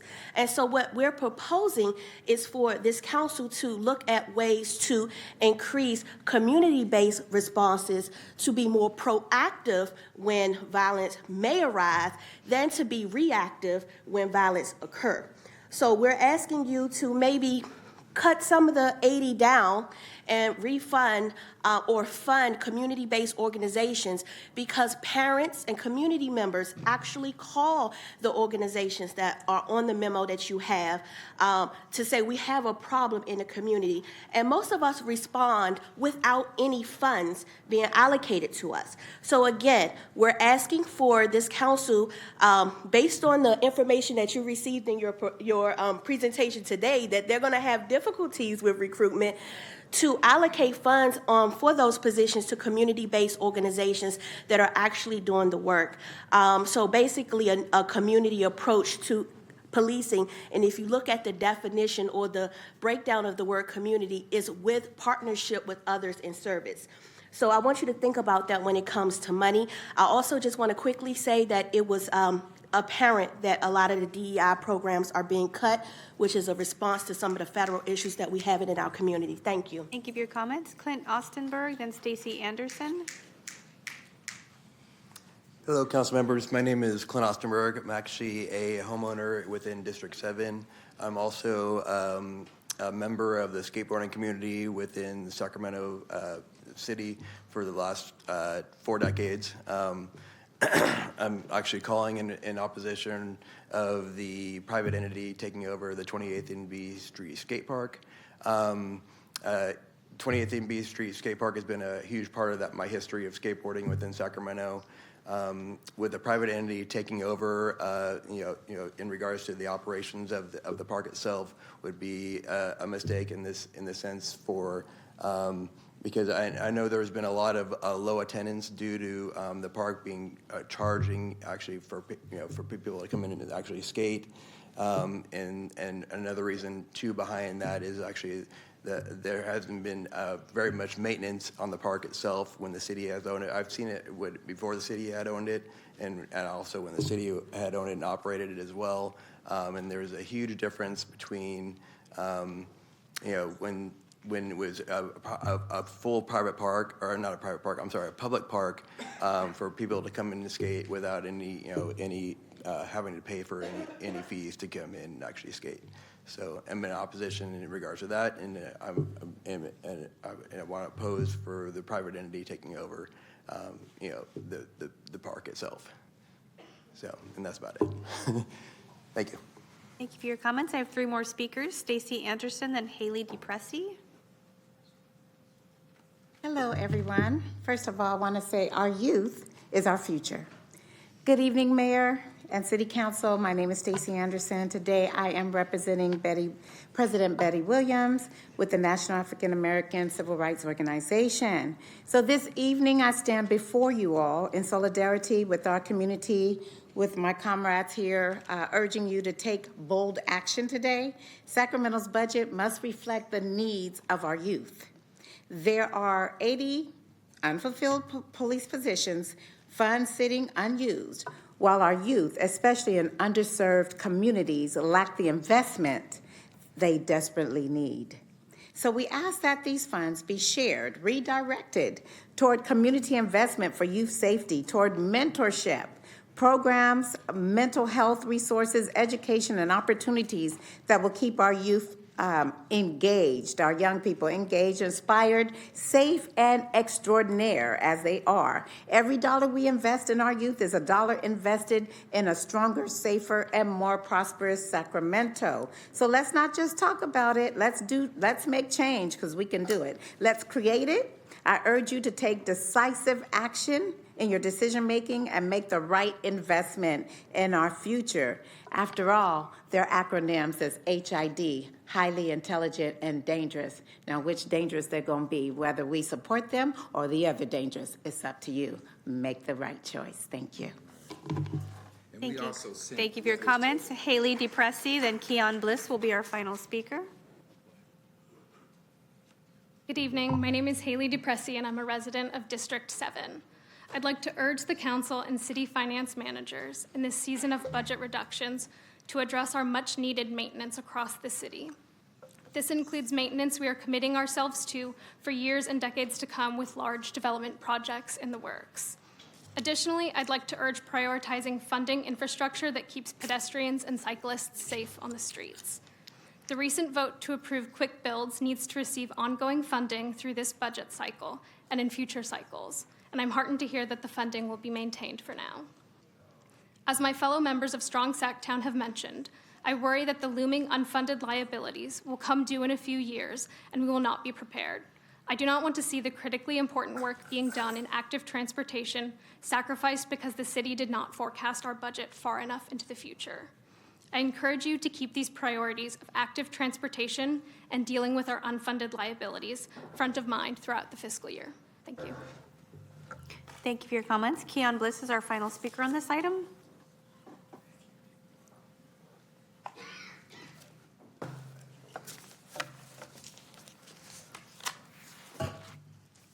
For the record, City Council, there are far more than 80 vacancies in the police department. There are, as of March 11th, 194 vacant positions. And for those who couldn't read through the 1,300 pages of the staff report, those are at least, there are at least 83 positions that have been vacant for over 12 months.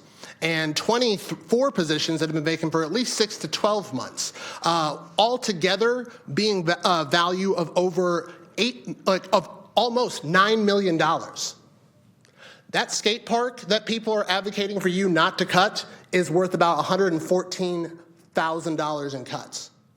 For just one cut to Sacramento Police Department's program, which was on the table on March 11th, but not included in the budget reduction strategies used here, you could cut just one program, such as the ShotSpotter program, which, according to the chief of police, isn't even staffed. They eliminated their staffing for that program. It's valued over $510,000. If you cut that position, if you cut that one program, and that which is just the cost to maintain it, you could actually afford to fund that skate park 4 times over. That's just the tip of the iceberg of all of the millions of dollars that are actually left on the table that you all could be using to plan for these rainy day funds. You don't have to make half as many cuts to the Parks Department, which only comprises less than 1% of the city's proposed budget total. And you could actually afford to expand some of those if you just had the courage and political will to actually look hard at making those cuts in the police department's vacancies. Because it's really, I'm just getting started. Get ready. Your comments. Mayor, I have no more speakers on this agenda item. Okay. Well, no one's punched up yet, so I'll start first. Well, first of all, thank you to our city staff for laying it out there, and to our interim city manager. And as I've been saying for months, there are no good choices. Everything on this list is something you say, we don't want that. Whether they're revenue increases, parking adjustments, impacts to small businesses, or impacts to city services. So we do try to limit them. And I know the council will have quite a few questions and suggestions. So just to repeat, tonight is the overview. We're going to come back next week, have another bite at the apple if you want to make suggestions. So we thought maybe tonight, especially for the mayor and councils, to have an opportunity to probe city staff, have understanding of what these recommendations look like, make sure we understand, exactly what they do and how they would impact the city of Sacramento. Of course, any council member can suggest issues tonight too. My only thing that I would ask of the council, the community can ask us, hey, please don't cut that, please don't increase that. But as us, I'd be mindful that if we don't want to do something, what do you want to do over there? If you don't want to increase that fee, what do you want to do over here? So at the end of the day, we have to balance our budget. We're not the federal government that can, print money, so we need to be responsive in this. And again, there are no great choices. So I'll let the council go. I'll have a few things at the end, but we'll start with Councilmember Vang. Thank you, Mayor. Appreciate that, and this is the beginning of the deliberation. So first, let me just say thank you to Interim City Manager Laney, Pete, and Marthella, and just the city staff, really the team, the finance team, for all your hard work to present this year's proposed budget to the mayor and council to react to. I also want to thank all the public speakers who came out today to share their insights on the budget, and also those that sent emails to the mayor and council. Thank you so much for making time for that. City staff has done all of the hard work now, and now it's up to the policymakers to discuss the trade-offs and our priorities. And so I'm hoping to do that today as we begin this discussion. And I am looking forward to having a full-fledged conversation today and on the 20th, because I believe we're coming back next week, but we're just going over the budget equity tool. We're going to be deliberating more on May 20th, so I look forward to that conversation as well. And so I do have a few comments. It might be a little bit repetitive from the past 4 years because my position hasn't changed much, but also, there's new colleagues on the city council now, and so I want to be able to just share my position on the budget. So I do have a few comments, and I also would like to provide direction on a few modification of the proposal as well. If we don't take that today, I'm happy to bring them up again on the 20th as we deliberate the budget. So first, I want to start off with the positives. I think there are definitely a few items in this budget that I like to uplift, and want to thank the interim city manager and city staff. One, in this budget, right, we're implementing the newly established transportation safety team to enhance our road and pedestrian safety to improve traffic safety. And so just really want to say thank you for that. I think that's really important. And then even with the reductions of state homelessness fund, we're still able to maintain over 1,300 beds for our shelter. And I know that we're looking at new strategies with working with Brian and his team. And so want to uplift that. And then also our continued support for our neighborhood action teams and our financial empowerment center. That's really important to me because it's helped so many low-income families get their finances together. I want to uplift some of the programs that we're keeping in the budget. And I'm sharing these because for me, these are examples that shows that when we have political will and these are shared priorities, we can make it happen in a budget even if we're facing a deficit, right? That's really important because at the end of the day, this is really about priorities. I also want to speak on the ride-free RT. I saw that was also in the budget. I want to say thank you as well for that. This program was implemented in fall of 2019 before I was on the council, and it is such an important program for our youth. Last year's budget actually proposed to eliminate the Ride RT, the city of Sacramento's share, and community fought back, and we were able to put that in the budget last year, and I'm grateful that this year we have it in the budget, I believe about $250K for our contribution to SAC RT. And I just want to echo that. I hope that this is not just a one-time funding every year, but that we continue to do this. And I have heard from several folks, even my colleagues, saying that it doesn't fall on the responsibility of the city, that we should ask our school district to do it. And I will say that our school district are stepping up to this, but the city should also contribute, because I want to share that not all youth attend our neighborhood schools. We have low-income youth attending charter schools or are at home or attending vocational school. We have students who are not just using SAC RT for school, but they're also using it to go to work, right? And so that's really important. And if you didn't know the stat, 70% of youth ridership actually happens in the city of Sacramento. And so it's really important that we continue to fund that program. So I just wanted to uplift that. And so these are some of the programs I want to just acknowledge, uplift, center, and say thank you to city staff for keeping this in the budget is really important. And as we move forward on the budget, it's going to be really important for me that we center our budget on core city services, and perhaps we all have a different definition of what core city services is, and I'm going to share that. But for me, it's really important that we continue to invest our budget in working families and our most vulnerable neighborhoods that need our support. And I also just want to acknowledge, even with the passing of Measure L, these dollars to support our young people are still very minimal in this budget. I'm going to say this again because I think I often hear out in the public that Measure L is probably one reason why we're in the deficit. And I want to share with y'all that even if Measure L didn't pass, we would still be in the red. And because we have the Sacramento Children's Fund, we're able to protect funding for young people. And so I just wanted to share that. So a few comments. First, on the revenue generating options that are on the table. I'm not fully opposed to some of the options on the table, but I will say I do want us to be intentional on how and whom we increase the fees on, and that we got to do everything we can as policymakers to mitigate any of the harm to our most vulnerable communities. I know that we are in the process, we discussed this in the Racial Equity Committee. Next week, the budget equity guide tool is coming to council for discussion. I know that we have begun to use the budget equity tool for some of the reduction, not all. I know that we don't have the capacity for that, and we're slowly phasing this out into various departments. But some of the generating options, do concern me, and I just want to name a few. One is increasing our daily program fee rate by 5% for our RRR general fund, our enrichment club refresh programs for our older adults, for our seniors.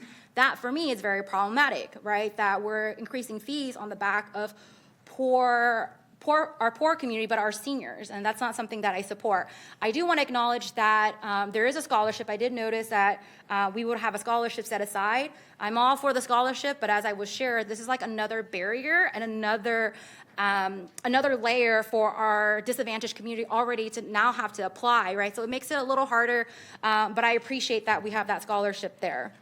And the other piece I want to name as we talk about trade-offs is that we also shouldn't be balancing this budget on the back of low income and our youth. In the budget, you'll also see an elimination funding of $1.3 million for youth and families in Measure U funding, right? That for me is really problematic because we are in May right now. Summer is around the corner. It's getting hot, y'all. And we know that when our young people are not active, if they're not engaged in programs, then we see crime uptick, right? And so for me, supporting our Office of Youth Violence Prevention, our Summer Night Lights, supporting these critical programs is really important.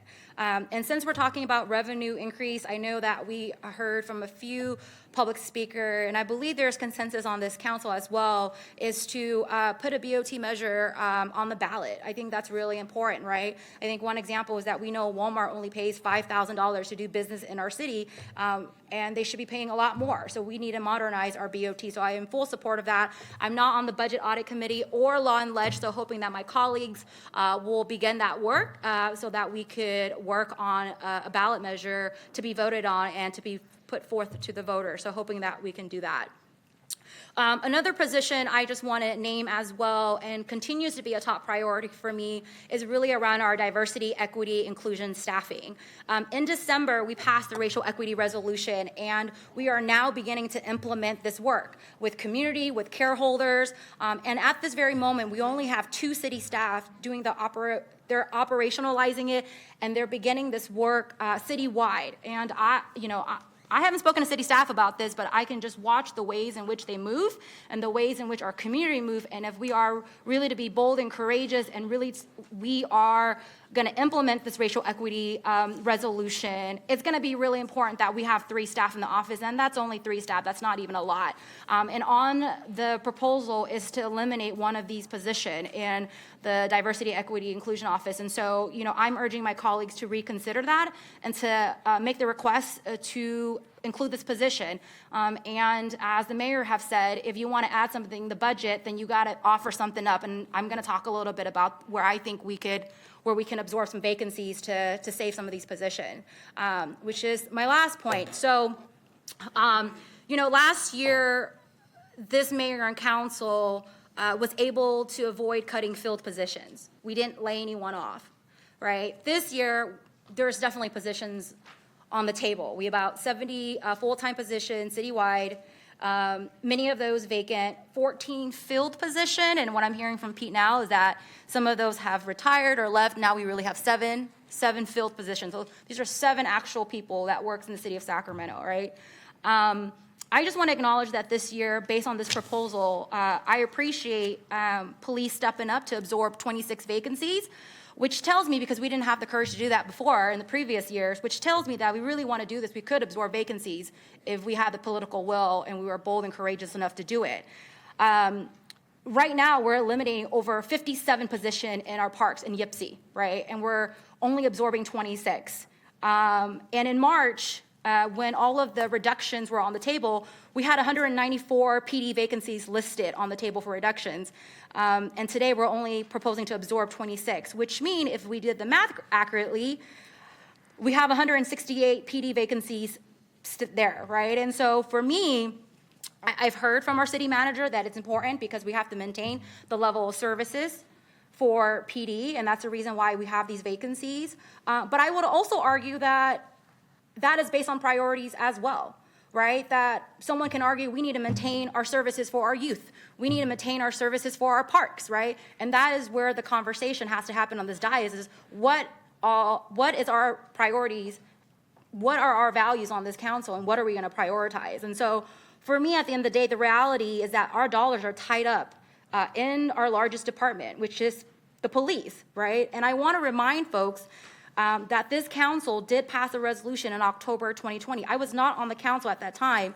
I've said this in the previous year, and I'm going to say it again, is that this city council, in our history, in our archive, we have a resolution redefining what public safety is, and that is to move beyond traditional services and naming that it is that our youth, our parks, they are also core of what we do, and that they are also part of public safety. And so I was not here at the time that we voted on this resolution, but it redefines what that means. And the resolution formally defines and broadens the delivery of public safety services to include not only police and fire, which are important, but also youth center prevention services and our parks and our community partnership. And so I just wanted to uplift that because I believe that's really important. Now, if the council don't agree with that resolution, then bring it back for a vote and say that you don't agree that that is a core city service.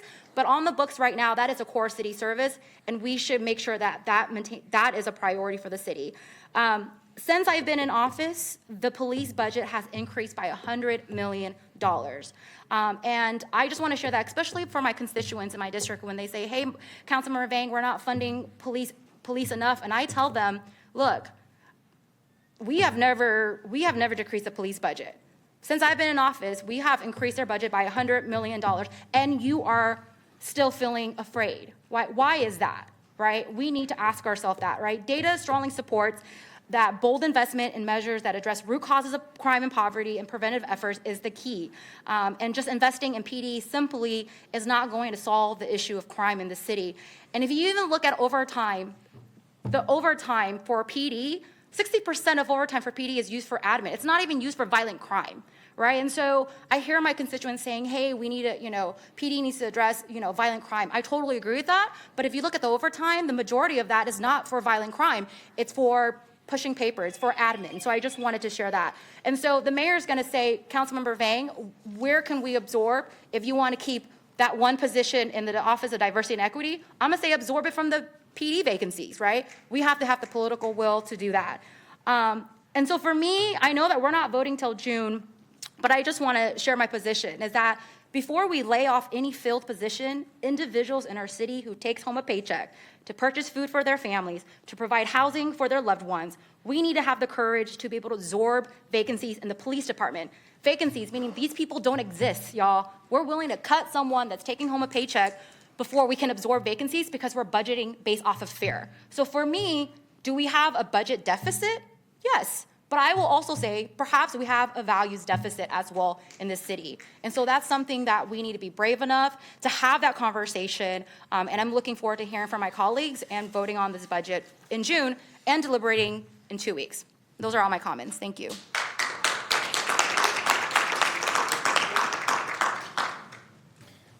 Thanks, Mayor. It just occurs to me that when I joined the Board of Supervisors, we were in the middle of recession and there was a deficit. And when I went to the Assembly, there was a middle of a recession and a deficit. And now I'm coming here and we're in the middle of a deficit. I'm telling you, the next elective office, I'm looking for a surplus. I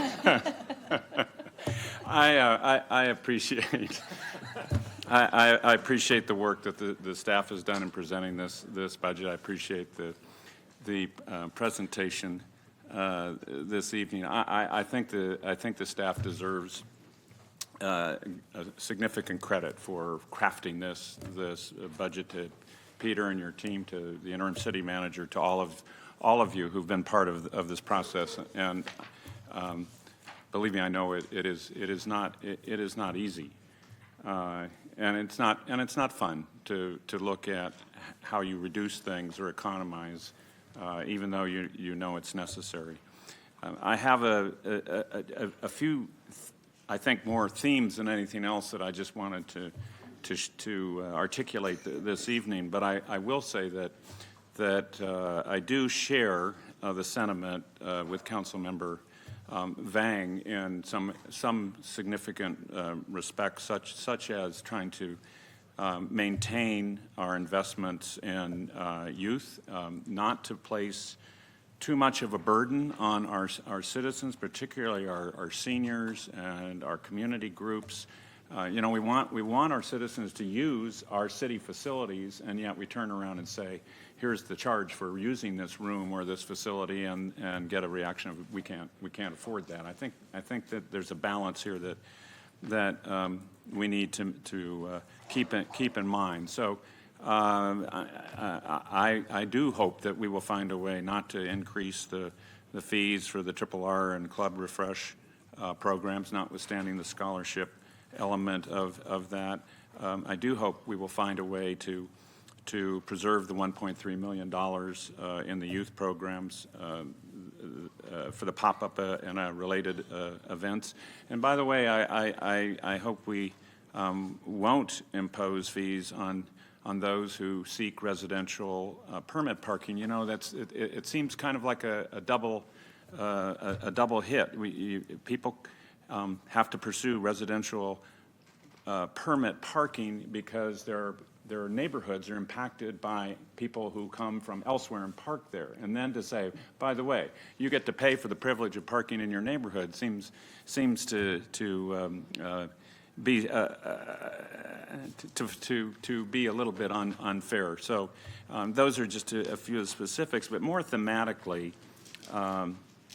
you know, if I look at the vacant position count for the city, and I appreciate Pete and the staff putting this together for the Budget and Audit Committee, and I appreciate the approach that's been taken, as I mentioned a moment ago, in the budget to take something of a vacant position reduction as a strategy to get to a balanced budget. But the count was roughly 927 vacant positions, about 203 unbudgeted filled positions, which is another category I find kind of curious, but that aside. And then initially it was 99 positions I think that were going to be reduced. It's down to 70 and a half, I think. I'm looking for Pete. Oh, yeah.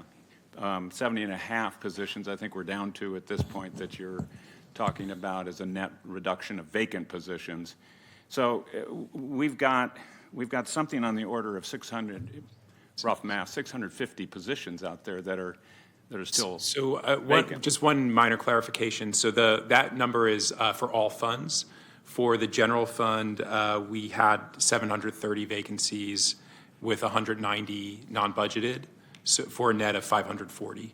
Okay, and then, as you say, 72. 540 instead of 650. Okay, so you snagged 100 positions from me there, but nonetheless, I would encourage members to take a look at some of those positions. And by the way, this is not restricted to those positions that are within the jurisdiction or control of the interim city manager. This is across all the departments, all the offices, and I don't think anyone can be exempt as we try to find the best budget outcome. No, everyone's part of the solution. If you look at some of these positions have been vacant for 1,000 or 2,000 days, and I know the interim city manager and I have had this conversation about how positions get filled sometimes, and so you rack up these very long periods of vacancy. But nonetheless, I think there are a number of positions that still we could look at, and if we're responding to the mayor's call, which I think is appropriate and necessary to look for offsets if we want to not cut things that have been suggested. I would suggest that we take a deeper dive into the vacant positions. The other thing that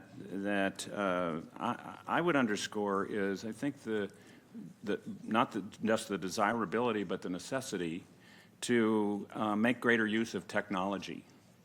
We're going to have if we're lucky, as many people, but maybe somewhat fewer people to do as much or asking them to do more work. What we need to do is become more productive. And I truly believe that there are ways in which technology, drones and AI and other elements of technology can be our friend in helping us help our employees become more productive in the work they do. So just as an example, and by the way, Elk Grove as one place has gone very heavily into using drones, but they use them to spot people who are engaging in illegal fireworks, in other kinds of activities where you're never going to have someone, whether I don't care whether it's a code enforcement officer or a police officer, not going to be able to respond to that. You can't do it in time, even if you had the person. But you can employ technology to identify who it is. And in the case of Elk Grove, they're using drones not for criminal purposes with respect to, say, to something like illegal fireworks. They're using them to identify them for code violations, which then it can be a somewhat simpler process actually to transact as opposed to a criminal process. So perhaps it's not a line item in the budget, but as we think about how we balance this budget and yet don't reduce our service levels, it seems to me technology is one of the directions that we have to look. And finally, I would like some more information on all the reserve funds that the city has. There's money in different reserve funds for good reason, but it's not typically something that we talk a lot about or look at. There may be ways to employ reserves in some form or fashion that can be helpful to us. I'm not here to propose that that's an answer, but I think it is an appropriate question. Thanks, Mayor. Thank you, Councilmember. Thank you, Mayor, and thank you to the staff for this presentation and for all the presentations that we've received on the budget, which have been numerous to this point, and there are more to go. And it's important that we do that because the public needs to be able to participate, to hear what's going on. We need to be transparent about the situation that we're in. And so it's a challenging discussion, but it's important. My gift to you all and to my colleagues tonight is I am going to reserve the majority of my comments for next week's discussion, which will be a lot of the direction and deliberation. But I do have a couple questions and a couple comments. My first question is around the youth pop-ups. So I know that that's an issue of concern for at least a couple of my colleagues here that I've heard so far. It's a concern for me too. And my question is, can that funding possibly come from Measure L Children's Fund money? Should that program apply? And It would be eligible for Measure L funding. in the future? In the future, correct. Okay, that's really good to know. So, but that wouldn't necessarily be something we can do, the timing of when that comes forward, I don't know, next week. So, so colleagues, maybe there's an opportunity there, I'm not sure. But that's certainly an area of concern for me. As Councilmember Vang mentioned, Councilmember Dickinson, we know that these programs pay dividends because the relatively small amount of money that we put into them really has an impact on our youth and their especially as it comes to the summer months. It gets hot, kids are out of school, and we see that there is an increase in some of the challenges and the crimes, and these nonprofits and CBOs do a lot of work for a relatively small amount of money, and so that's top of mind for me. I will be looking for opportunities in the budget, whether that's through the Children's Fund or something else. So that's top of mind. And then, did I have another question? I don't think I had another question. I'm just gonna have a couple comments, and I'll speak more in depth on this next week. But one of the things that's also just really difficult for us as a community, for us as a city, is always around trying to protect our workers' jobs. That was our #1 goal last year, and we were able to do that. And then this year, it's going to be more challenging for us to accomplish that goal. But I do want to appreciate staff for knowing that that was a high priority, if not the top priority for everyone on this dais. as I've heard it, to try to protect positions as much as we possibly can, because we know that it's not just a job line item on a piece of paper in a budget, it's someone's life. It's whether or not they have health care, it's whether or not their kids can go to childcare and so on. And so it's really, really important. And so I know that we and our staff have done a lot to try to protect that as much as humanly possible. And that includes, by the way, a lot of really creative strategies to help absorb people into other positions in the city, and to move money around into different funds to try to protect as much as possible. And so, but I'm also, eyes wide open that this is a difficult year. Last year was a difficult year, and we have more difficult years ahead of us. We're not anywhere near out of the woods. In fact, we have more very challenging decisions ahead in the years to come as we correct this deficit. And so I'm going to be keeping that top of mind for me, is how we can always protect the workers that we currently have that make the city run. Nothing happens without them. And so one thing that's been brought up a couple times, I heard Councilmember Vang bring this up, is the business operations tax modernization effort.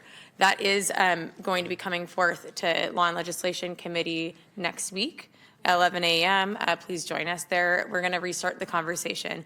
I think there's a lot that we can learn from what happened last time. I think that we know now what some community members want, what others don't, and we really want to invite the community to be a part of that discussion so that we can do it right, because it is really important. I think it is high time that some of the businesses in our district that are some of the highest grossing in revenue are paying a maximum amount of $5,000 in taxes, and it's time that they pay their fair share, in my opinion. I think a lot of other people share that feeling, and so let's make sure that we do that well, so that we can capture that slice of pie, and while making sure that we're also protecting our small and medium-sized businesses. We're not increasing the fees on folks who are just trying to do their business day to day from home. And so invite you to be a part of that. I think that's an important tool for us. The last thing I wanted to address, I did hear concerns from our restaurants, coffee shops, entertainment venues, and some of our other smaller businesses related to the fire fee increases. I do know that our fire department needs to be able to recuperate. These are cost recovery fees. You're not allowed to charge more than the actual cost of the service. But we haven't done it in several years, and that's on us, to be honest. It's time that we start to increase the rate at which we're adjusting our fees, so that it's not all at once a huge expense for some of these small businesses. And so I take responsibility for that, and I know that we're gonna correct that moving forward. But I do hope that there's a way in our budget discussions that we can try to address some of those concerns in the short term, whether that be phasing them in, finding other opportunities to ease the burden on our small businesses, because we know that they're the backbone of our city and our local economy here, and certainly a lot of them are in all of our districts. So with that, I will stop my comments. Thank you. Thank you. Did you have any questions you want to answer further? Just, I got my one question. Got you, yeah. Thank you. Councilmember Pluckybaum. Thank you, Mayor. 2 questions and then 1 comment. Ryan, first, we heard a good bit of public testimony tonight about the skate park. Could you speak briefly to just sort of what the staffing model is, and then if there's any deferred maintenance as a part of this budget that we need to address? Sure. And so maybe that I didn't make it clear when I was in my comments. The skate park remains open. The hours are the same. So the change is just the model. Instead of a city staff attendant, it would be a contractor doing the attendance. So it's something we have rec aides that spend a very small part of their time at the skate park. They do lots of other things.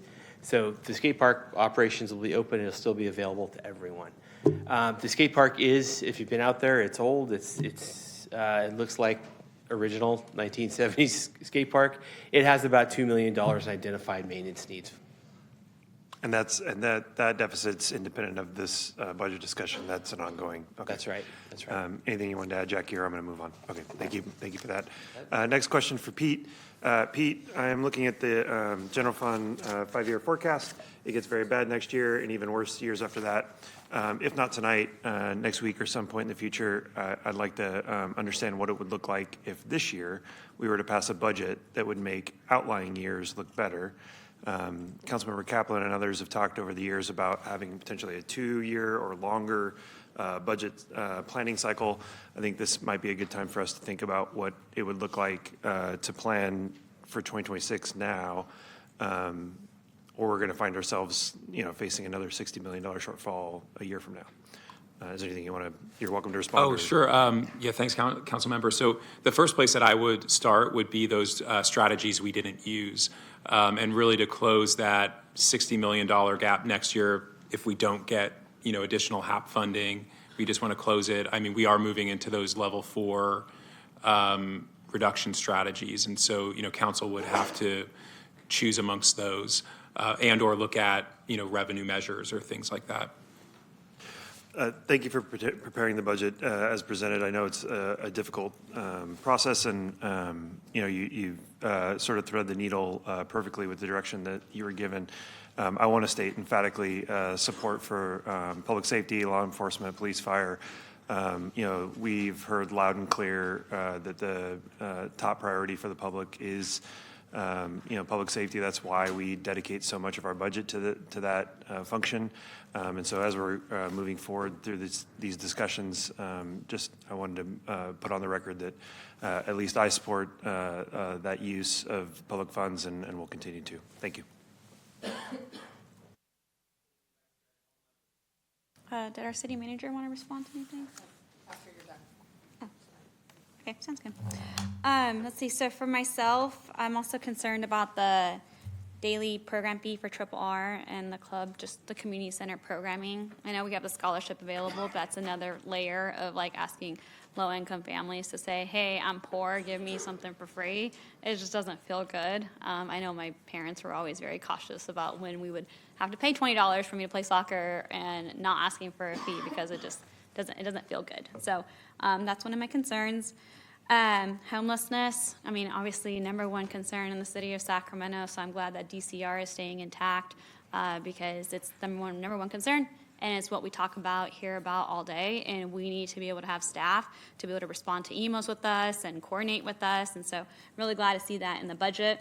Along with IT, our 311 department has moved mountains to reduce response times, and I always say that we as a city of Sacramento need to be the best customer service agency for the residents of Sacramento. And it's getting back to people and saying, hey, this will be completed X, Y, and Z date. Just responding to people, I think, is the most important thing that we can do. But I also agree with, Councilmember Dickinson on technology. Just with AI and ChatGPT, and we have SACGPT now, but just technology is evolving so quickly, and there's so many tools available at our disposal, and that's where a lot of the paperwork that we're doing now, how do we transition typing things in and writing things in and all the back-end office work into more technology and being able to use that and adapt to the times right now to be able to be more efficient and productive with our times. And so I do have a question for the city manager for, for example, consulting fees or contractors that we get for, we'll just do consulting fees. So for example, say that one of us has a project and then we hire a consultant to be able to help us, or one of the departments does. Where would those fees lie in the budget as it's presented? So would it be per department? So say for example, we hired consultant McCarty, and we paid him $1 million to help us with the project. Where would we find that in the budget of how much money we're spending on consulting fees for different projects? So you wouldn't find it in the budget. You would, it is within each department's operating budget. They would have an amount to spend on programs and services, and those consulting fees would be paid from that. You can see every contract that we currently have. It's on our transparency page. And you can see the contract and the amount of the contract and who the contract is with, and that's posted right now on our transparency page. Okay. And then, does that same apply? For example, we had the trim cutters last year that we had to hire during the storms, and so we had to pay extra for contractors that Local 39 couldn't do the work. Would that be included in the parks budget, absorbed in this, or where would that be? It would be the cost and the resources to pay for it are in the parks budget, and then the contract itself would have come to council for approval and would be listed on our transparency page. Okay. Yeah, I think just for I just wanted to make sure how much are we spending in our core services, and then how much are we paying for consulting and just different contractors that we hire. Just because we do a lot of special projects and then we spend $20,000 here, $20,000 here, and eventually it starts to add up, all the services that we do. So those are all my comments for now. I think it's just I agree with Councilmember Dickinson on just being an active approach and using technology to the best of our ability, being able to move forward. And that includes off paperwork. I know Councilmember Vang said that PD is spending a lot of time on the back end, and that's because we passed a lot of laws in the Capitol where that forces officers to go into the back office to be able to write reports, fill in everything, do in detail, and produce those reports in a timely manner. So there's a lot of laws that were put in place that force our officers to go into the office that do that. So just things like that. So technology, I think, is going to be our best friend. Thank you, Councilmember Guerra. Thank you, Mayor. One, I do want to, between now and our next meeting, if staff could, I'd like to sit down with them to go through a little deeper into the 540 vacant positions and understand the level of service reduction that it would mean based on each different type of classification. I do think that opens up the opportunity to identify where our needs are on the structural deficit and where trade-offs we want to go.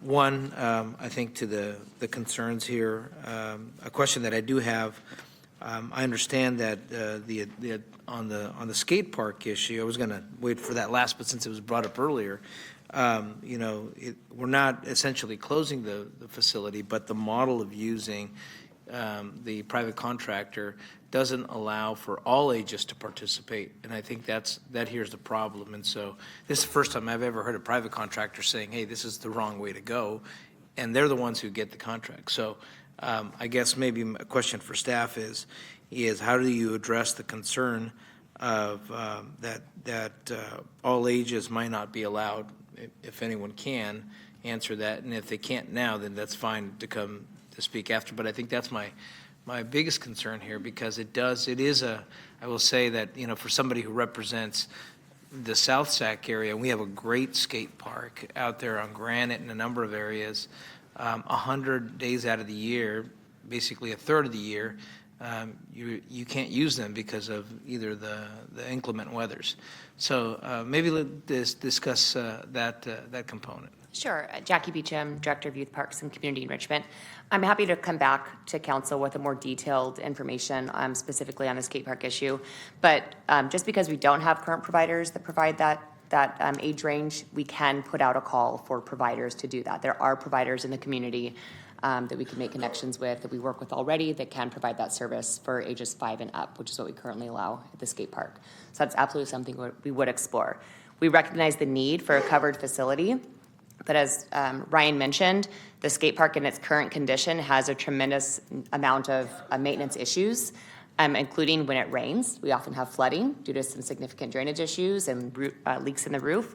And during the really hot summer season, we have to close early sometimes because it gets really hot in there. So we're definitely facing some significant maintenance issues that we're trying to address slowly. We have a project going on there right now to help make some improvements, and it's something we're going to continue to do.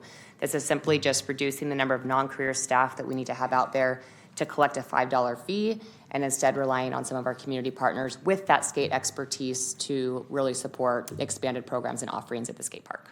Sure, I understand that. And I mean, that's a good example to echo Councilmember Dickinson's point. You have to come in with cash in order to even participate. You can't use Venmo, you can't use Zelle, you can't use any of that technology to be there. So we're losing either cost recovery there, and as much as I would like it to be free, I'd rather be able to maintain the facility and have it available. And if it's hot enough to shut the park down when it's shaded and large and ventilated, imagine what it's like at our open concrete skate parks. So to that point, I think that's an area of concern. So and one, I just wanted to thank Project Lifelong for their work that they've done at Wilsey Wood. I hope they can come back and look at continuing at that campus.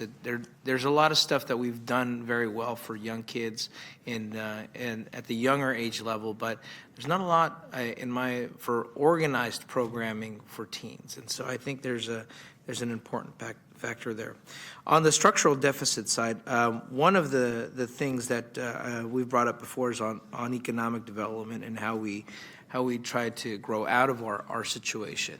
And one of the most powerful tools that we do have is our ability to use TOT revenue dollars. And when we decide to use that, I think is is important, and how we use it is important.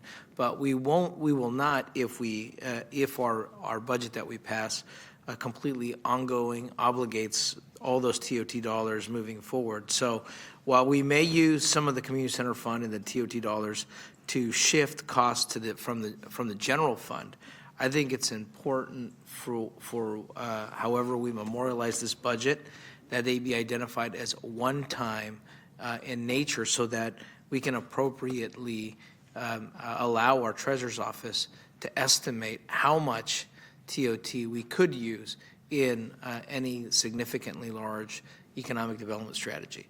So, and if not, then I think what we're going to do is we're going to eat through our TOT dollars without being able to find the right tool for economic development. So I think those are my comments at the time, Mayor, and I will come back later on. Oh, also so maybe staff can answer this question.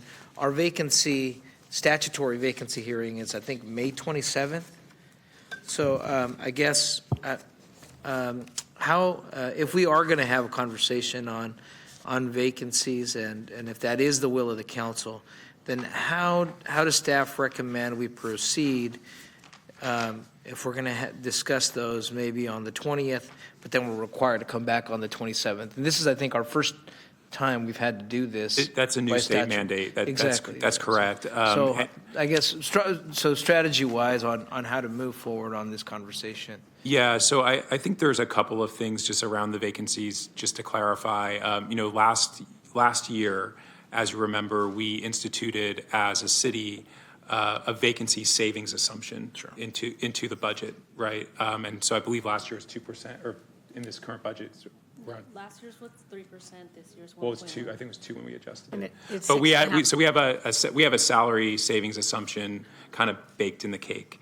And the other thing, just to kind of put out there for transparency, is we may have gross salary savings in a department, but if they're using overtime to maintain the level of service, you don't actually see that savings at the end of the year. You see something much lower. So how, as staff, we approached it is looking at those strategies we didn't use. So if you say, hey, I want to sweep these vacancies and they're $1 million in the finance department, I would say, okay, well, look at those strategies we didn't use in the finance department and what is the service impact of that.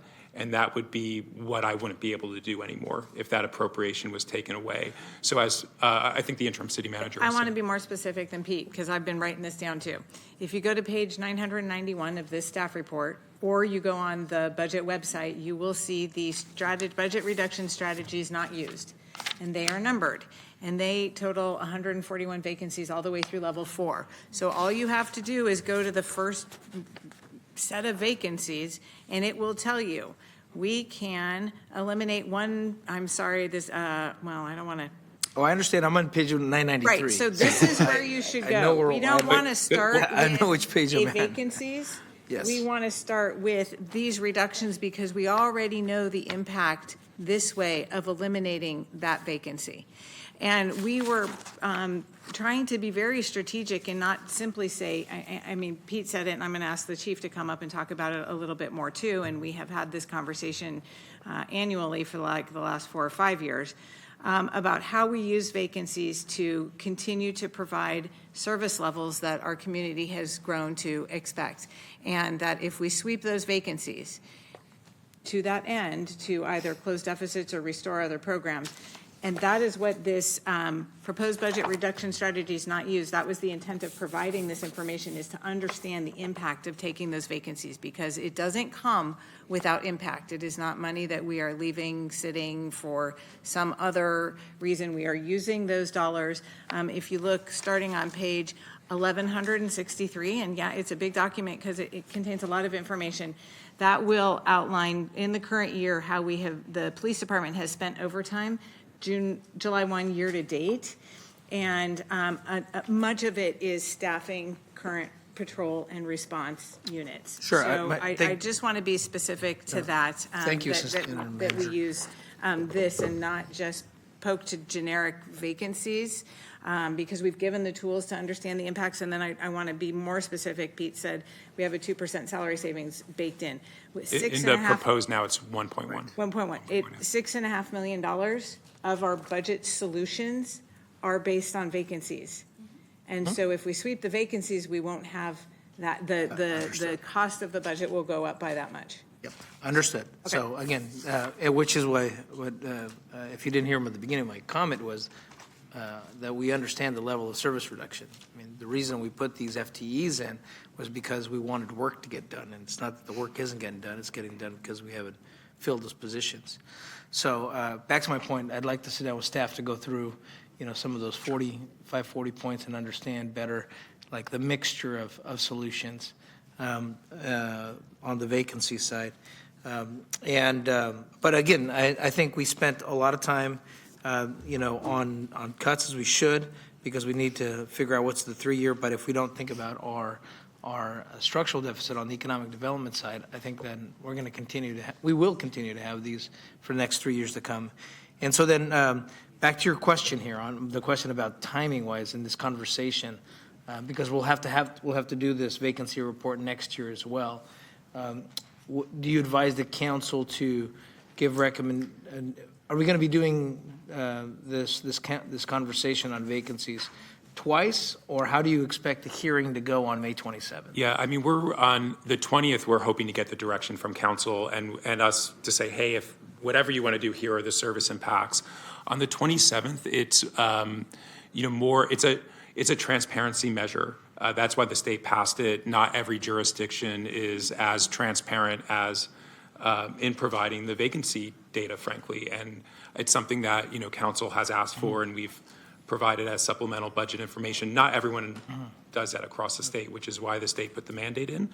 So that's more of an informational item for council and the public. And it also gives labor groups who want to participate or testify to council, it gives them the ability to raise what issues that they might see. So that's more of an informational item. But as far as the service impacts, we would hope council to give us direction on how you see those on the 20th. So on the 27th, then, would we have an opportunity, and I guess we could at any time, then to make suggestions again on that date, saying, we said this on this date, but now we're hearing this, and then we want to move in this direction. The 27th is a state mandated presentation on vacancies. It has nothing to do with the budget. Oh, it has everything to do with the budget. Well, but it is a point in time, and so we'll be reporting out. We could have done it last week, or we could do it 3 weeks from now, as long as we meet their deadline. It is a point in time commentary on our vacancies. The budget discussion will happen today and on the 20th. We'll regroup on the 3rd and adopt on the 10th. So the 27th right now, and we have some people who are going to be gone on the 27th, was not envisioned as a budget-related hearing. It is a state-required thing that we present. So I guess, because we just did this at another JPA, because our JPAs are required to do this. So I think then going for next year, my advice is that when we did the draft budget proposal, we did it in line with the vacancy report. So I guess my suggestion for next year on the scheduling, since this is as they say, the first is the worst, what we want to do is do the vacancy hearing early on, and then allow the labor groups to participate as they're required by statute, have the information, and not do that after the fact. A lot of these times we're kind of chasing ourselves on some of these requirements. So that's what I was trying to tease We can out. definitely move it up earlier you. in the process next year. Appreciate it. Thank you. Councilmember Kaplan. Thank you, Mayor, and my apologies. I've been working on my questions for about a week and talked to budget about some of them, but since I am not on budget and audit, this is my opportunity to lay things out. So thank you for all that you do and the time that you put in. So as you develop our budget, what are the council's priorities in developing the budget? Because you developed the budget based off of the council priorities. I'm just curious what council priorities you're using. Yeah, I mean, I don't know if the city manager might want to chime in on that. It's the budget priorities, council's budget priorities that we used in balancing. I think. I'll ask it again. Thanks, Pete. City manager, I asked when our budget office is developing the budget, what council priorities that have been adopted are they using?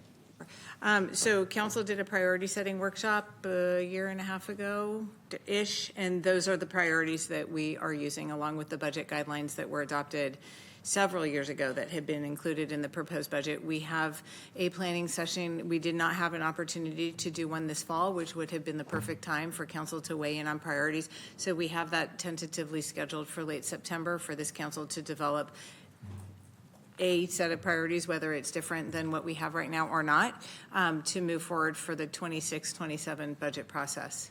And I just wanted to call that out and say thank you, because that's really important that we as a body adopt what our priorities are so that the staff actually knows what direction to go in. I'd also like to call out, I'm using the old 25-26 proposed operating budget as it was originally released that has 562 pages, because that's where all my notes are.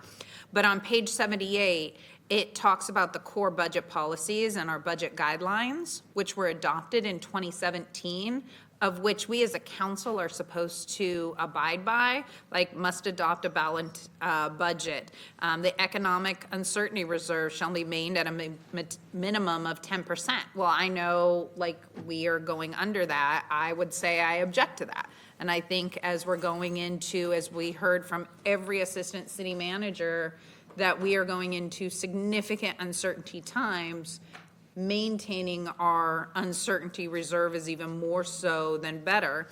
And then one of the things I highlight, and I asked this, brought this up last year, we all know my time of 2 decades on the school board, that school districts have to adopt basically current fiscal year and 2 years out of a balanced budget. And I'm asking the city to adopt a current year and 1 year out budget deficit. And on the budget guidelines, item 5 says, all budget actions must be considered in a 5-year context with new revenues not counted or spent until realized. One-time resources should be used for one-time needs, not ongoing expenses. So our budget guidelines ask us to plan out 5 years. And so as I read through the report, one of the things that it highlighted and brought up is we cannot be a city that is stable if we do not address like our deferred maintenance, that we will continue to have volatility. Well, we have a 5-year structural deficit and several $1 billion of unmet structural needs in water and sewer and our fire department buildings and our skate park, that we are not taking care of our deferred maintenance. Like, I get this year's proposal, which is really difficult, and I don't like any of the cuts. But if I look at this strictly as a budget, sure, we're balancing it this year. We're barely even scratching the surface if you look at page 5 of what you guys presented to us on the slide. So sure, of the 62.2 million, only 34 or so are ongoing cuts, which still leaves us with approximately over $50 million in a structural deficit this year. This year was 62 million. And people may be losing their jobs and we're sweeping vacant positions and we're asking our employees to do more. That's going to even be harder next year if we don't look at it as to how we can make harder decisions this year, because the cuts we save for next year are compounded and then compounded the year out. Where if we save $1 million more this year, that's $2 million we've saved next year. So that's where I want us to look potentially as a little bit more. I always say when you look at our budget, and that's as a council, we have to have this hard discussion. We must make hard decisions so that we might have to eliminate positions and programs that are nice, sound good, we want them, but not are part of our core and mandated services as a city. Like, that's really hard, but when you look at our structural deficit, we're not taking an action to really address that. We're barely even touching it. So, that is something I would like us to have a plan, even if it's another workshop or another discussion after this budget, is how do we address our structural deficit and how do we address our deferred maintenance? Because barely touching it every year, we're not even getting to all of our potholes and our roads are getting worse. So it comes with a mixture of how do we cut, but how do we raise revenue? I am supportive of, if there's more information to look at with the vacancies, more information is always great, that I appreciate. One of the other things, we're making difficult decisions now. We know that all 11 of our contracts with our employee groups are up next year, and every 1% we give is $4.8 million additional dollars. We have to find cuts elsewhere. And that's really important for the city as we balance of, one, we want to pay our employees because they deserve to be paid, but in doing that, are we doing right by the city because we're going to have to cut elsewhere? And that's a lot of the balancing we have to look at. One of the questions I wanted to ask that Councilmember Guerra brought up, and I would like to point out, specifically how we are transferring some costs into our community services fund, which is basically our transit occupancy tax, our TOT, because what I need to understand policy-wise, and I don't see, how does covering the cost of fireworks increase our TOT? How do we know that's actually having people spend the night? Because now with Uber and Lyft, more people may be coming down here and leaving and not spending the night. So I can tell you now, fireworks for me are nice to have, but not essential as part of our core city services, and I'd actually like to cut them this year. That's not, I don't want to do that. Everybody likes fireworks. My kids like fireworks. But if it means that money gets to go into our financial, our uncertainty fund, that goes towards funding where we've got to consider the federal government. We are a sanctuary city. We are standing up to our president. I will not back down, but that may mean we get punished in the short term. And we need to have that fund to be fully funded in order to address those issues. So I would like to see next week when it comes back to us, justification of how those switches from a general fund over to TOT actually generate and meet the requirements of, I think it was Measure N, which says that they have to generate tourism as well and cause people to spend the night. Because Eric's right, if we keep switching costs there, what are we leaving for our bonding for building that'll actually bring in economic development? Because we've got some major things in front of us where we could actually build and construct that will help our city and bring revenue in. And I'd rather make sure we have the bonding capacity to do that.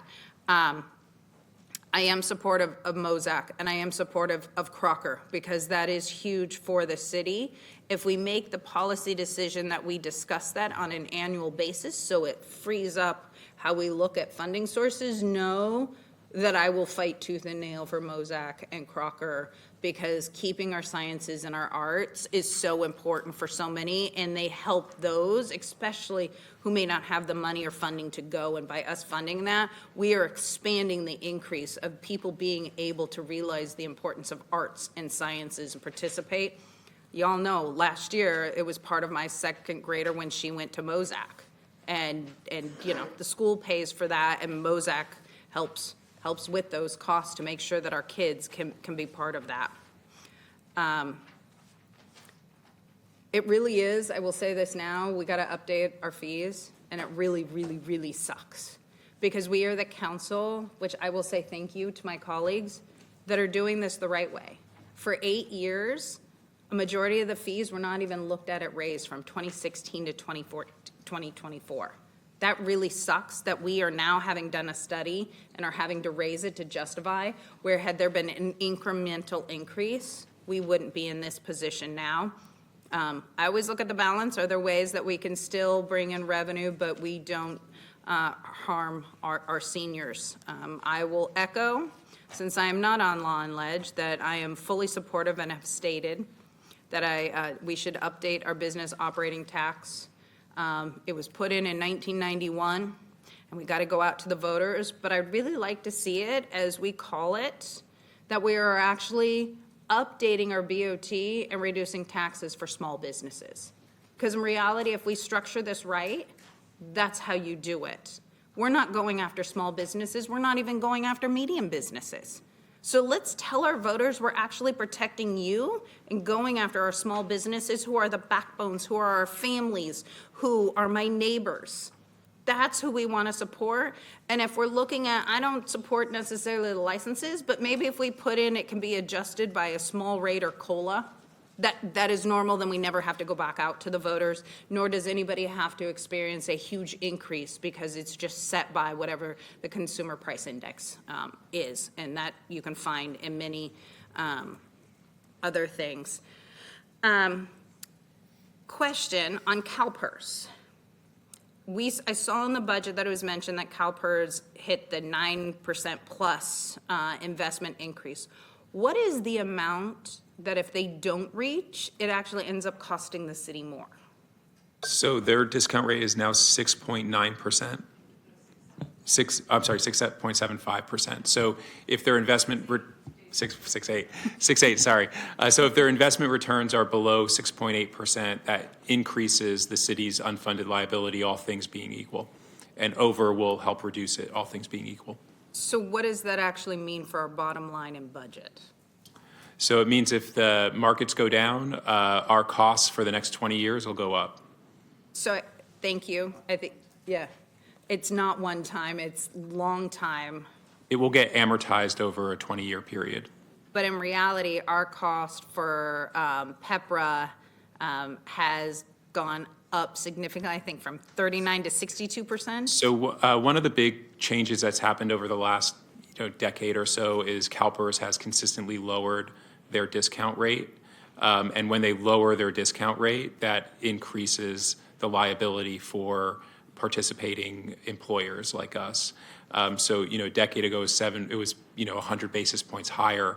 And as they made those actuarial changes, that shifted, it lowered their risk, right? But it shifted costs onto us. And so we had to pay more.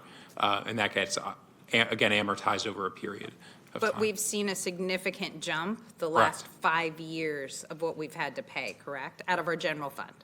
Yeah. We have, because CalPERS has taken the good years and used it to buy down the discount rate instead of lowering our consistent contributions. They have, over the last few years, met their interest earnings assumptions, but they've used that benefit to their benefit and not ours.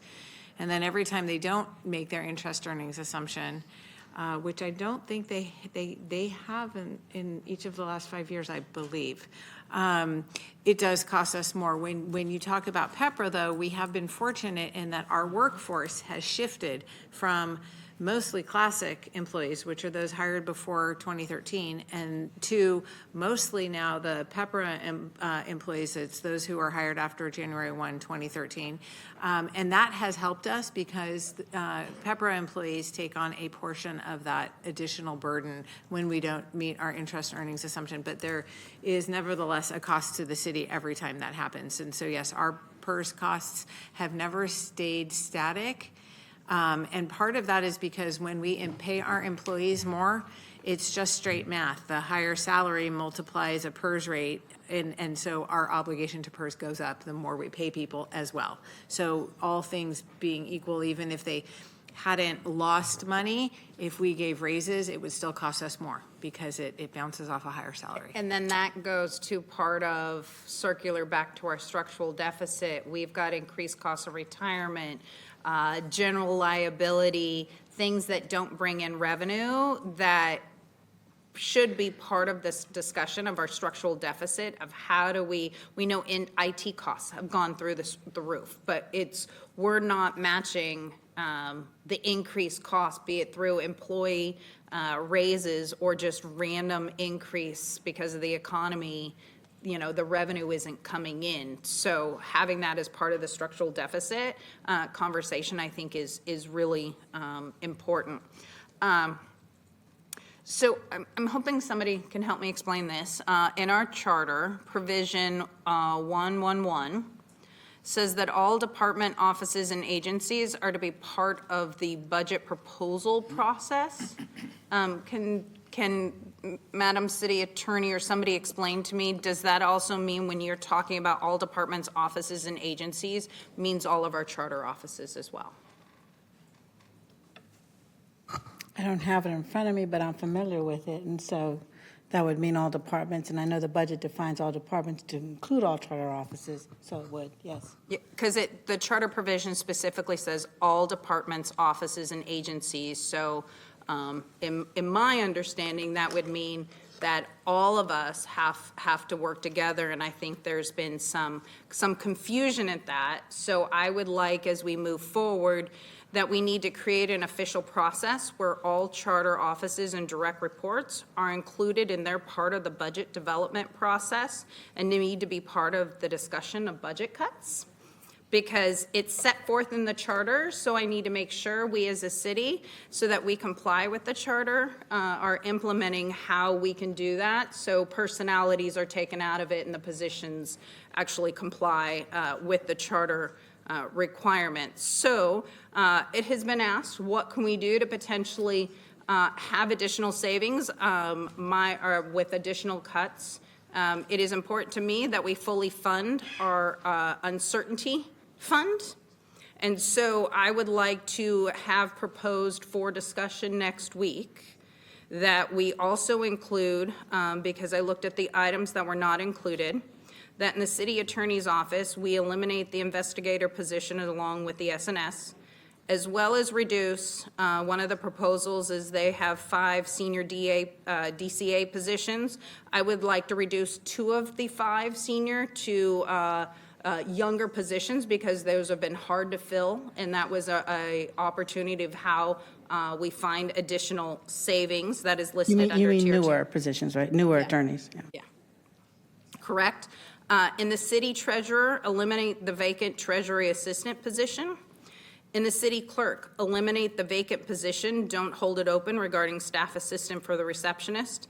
I'd like to hear back from OPSA and our city, because one of the things OPSA proposed wasn't viable, but whether that is also, if a vacant position comes up, eliminating that. And the city auditor, I didn't see anything that was really totally viable, but whether they look at it and reaching budget cuts at this time for ongoing, if we are requiring every single one of our city departments to do their part in taking these cuts, charter offices did not take cuts last year, they were not included. They have got to be included this year. We are a one big family, and the charter requires us that we all work together. So I think we have got to do it, and I'd like to see those positions up for discussion for us as a council to have, because these were already put forward by the charter offices, and therefore we should have that discussion.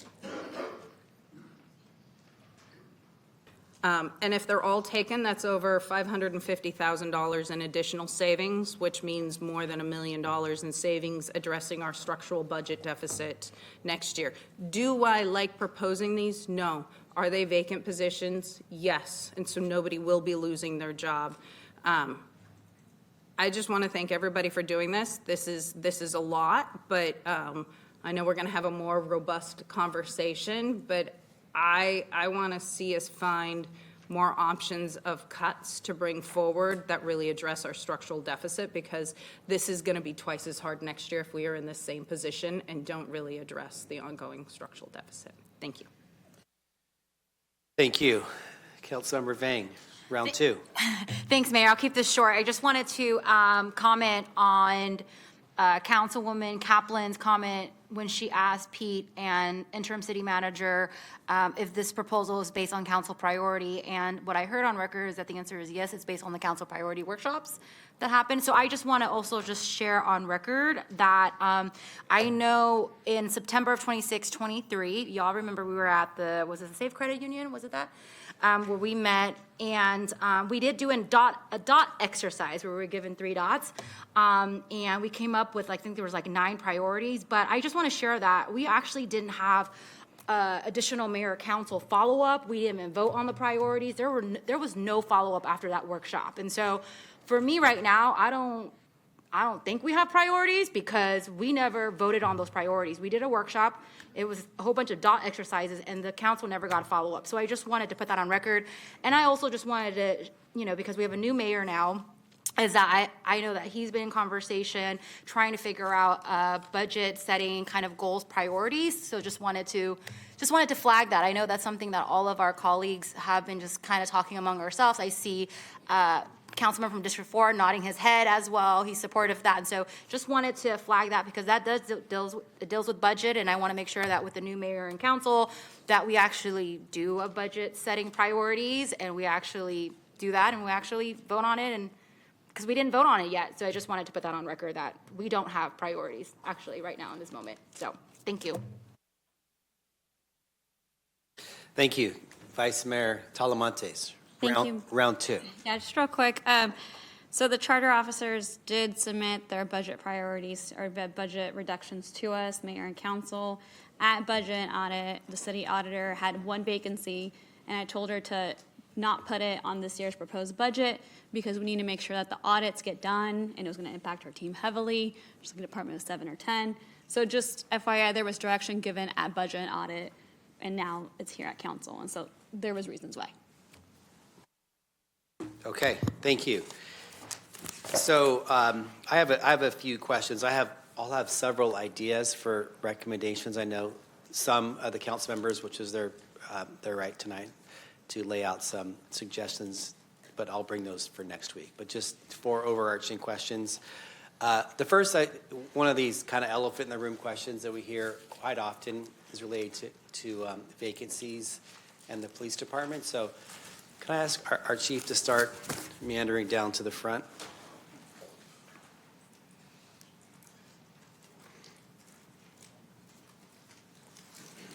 Evening, Mayor. Hi, thank you, Chief.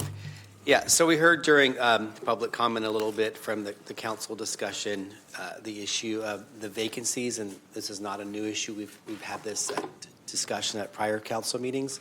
But can you just maybe tell us in plain English what that would mean if we swept the vacancies and took those savings to address the $44 million budget hole, what that would mean to deployment of resources on a day-to-day basis? It was brought up that maybe these aren't, responding to, serious crime on a daily basis, back office stuff, but paint us a picture what that would mean. Well, in short, it would be catastrophic, and I don't say that lightly because it's very significant. And I'll explain kind of where we were. I know we had a presentation in March where we talked about our current vacancy situation.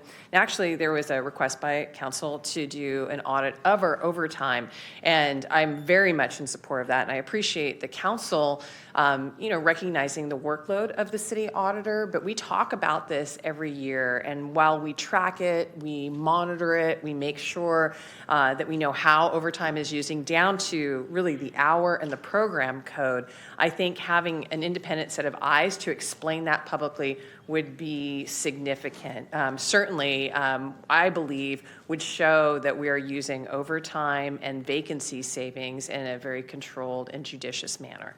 We're down to about 735 authorized FTE for sworn. We're filled to about 650 right now. And when you look at our staffing numbers in patrol, for example, we've got 218 people deployed in patrol. When you look at our overtime usage, and I talk about overtime because that's really what we use those vacancy savings, those dollars for, the number one user of overtime is our comm center. Our comm center uses about $1.3 million. That's where we are year to date, if you can believe that. But when you think about the workload, we had 642,000 calls come into our comm center. We dispatched about 200,000 of those calls. And so what that means is our comm center is handling about 2/3 of the calls for citizens, community members that are calling for some type of service from our city before they send an officer, before we respond. And so their workload is huge. We're not unique when you look at big cities and you look at dispatch and you look at 911 call centers. You know, a lot of cities face those issues. We lost a lot of employees during the pandemic, especially employees that work in a 24/7 environment. And I know when you look at public safety, we take up a huge chunk of the budget, we really do. But I think it's difficult, and we've got to be careful comparing public safety to other departments, because we are the only department, along with fire, so all of public safety, where we physically respond 24/7 on the weekends, on the holidays. And so you've got triple or quadruple the staff and the cost to provide that level of service. You know, a number of years ago when we went through the recession, we cut a lot of our big programs, a lot of our big units. You know, we've talked about a narcotics enforcement unit.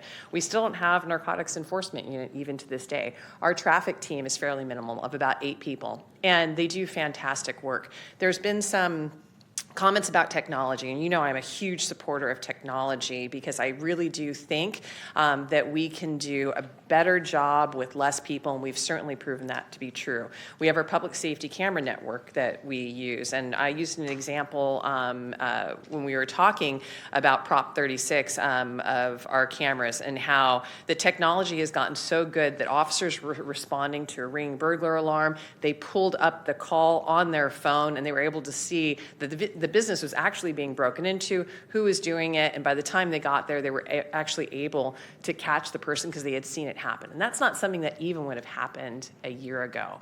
So when we talk about technology and we talk about the use of overtime, there's certainly an expectation, and not an unreasonable one, from our community to provide at least a very basic level of service. If you call 911, you want somebody to respond, right? If you need an officer, we need to be there. And even with our use of overtime, we have seen our response time numbers creep up a little bit despite our best efforts. But I also have to credit the men and women of this department. I don't think we talk about that a lot. We've talked about, and I very much appreciate, trying to preserve people in their jobs, that these are real people that make a paycheck and they serve the city. And we've got a city staff of officers, of professional staff that work under very difficult conditions. They really, I think, our success in driving down violent crime has to do with our partnerships with the community, but it has to do with the talent, the passion, and the drive of our staff. So when you talk about reducing overtime, overtime is not an ideal way to staff any department. We all know that. We're paying time and a half, you know, for officers to work, and they're working in addition to their regular time that they've already worked, you know, 40, 50 hours a week. You know, we're asking them to staff things like when we know we're going to have big events in the downtown area. We had 228 sideshows last year. You know, we need to address those. Those are huge public safety hazards. Another big driver of our overtime use is impact, and the impact team works directly with our Department of Community Response. They're a big driver of overtime, but what we do is we want to make sure that we are, number one, responding and addressing our criminal concerns around the unhoused population and addressing those issues. It's the number one complaint that I hear. I know that you hear as well. And if we don't maintain a level of staffing, what happens is every weekend, if we're not working, those 311 calls stack up and DCR can't get in front of them. And the callers that are calling in asking for help and for someone to come and address the situation, you know, we're going to go back to where we were a couple of years ago, where it can be weeks before we get out there. And so right now, I think we're doing an excellent job of managing the priorities, finding a good balance of technology and certainly the demands that we have as a city. I definitely have to give credit to our people that volunteer for those jobs and step up for that overtime, because they don't have to do it, right? They have, I really believe, a call to serve the city, and we should all very much appreciate that. So maybe let me just ask you this, just for the public. I asked you the question and you gave a very detailed answer, but really it was one word answer. You said catastrophic. It's catastrophic. So if we took, swept half of the vacancies, what would that mean for the city of Sacramento? So what would that mean for the comm center? What's your typical time for a 911 call, and how would that differ? What would the public see if we, let's say, swept half of the vacancies? Sure. So like for the comm center, for example, we have a state mandate that we need to answer, 90% of our 911 calls within 15 seconds. Even with the overtime now, we barely make that. And so, and some months are a little bit less, right? There's really an impact though. I mean, if you're calling 911, you're waiting for minutes while there's something in progress. That's an immediate impact that people feel.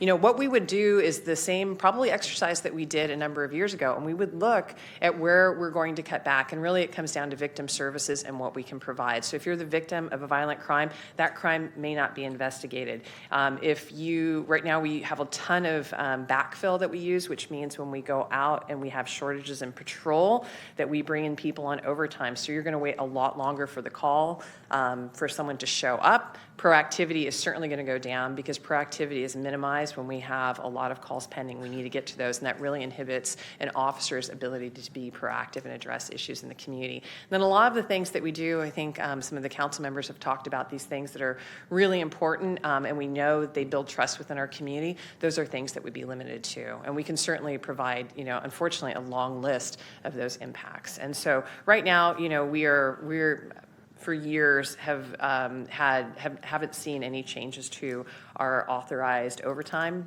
budget. And so what I would, right now we're using our vacancy savings to fill that gap and kind of coming in even right now. So we would have to make some very strategic decisions about what we would not do. Thank you. This is to be continued. Thank you. Okay, thank you. So I just had 3 questions tonight. That was the first one. The next one is on the BOT. I'm in full accord with what Councilmembers said, I think Maple and Vang and Kaplan. But just to note, if we did this is not to help our budget woes in 25. It will help our budget woes in 26. So 26 or 27. Yeah, correct. Exactly. So the budget on the election in 26 for the year after. So that's not a panacea right now, but yes, we should get on that. And then I know it was mentioned earlier about our youth programs. Yeah, I think our youth programs are core city services, and we did our best to protect that. Maybe you can make a clarification. I heard from some of the speakers as well as this 1.3 million. It's in there, but potentially with the Measure L proposed allocation plan that's going to come for us for ratification, that would wipe out or mitigate that action? So on next Tuesday afternoon, you're going to hear an item with the Measure L Commission's recommendations for Measure L funding. I don't believe that this program applied for those funds, so they're not going to be on the list, even though they are an eligible use.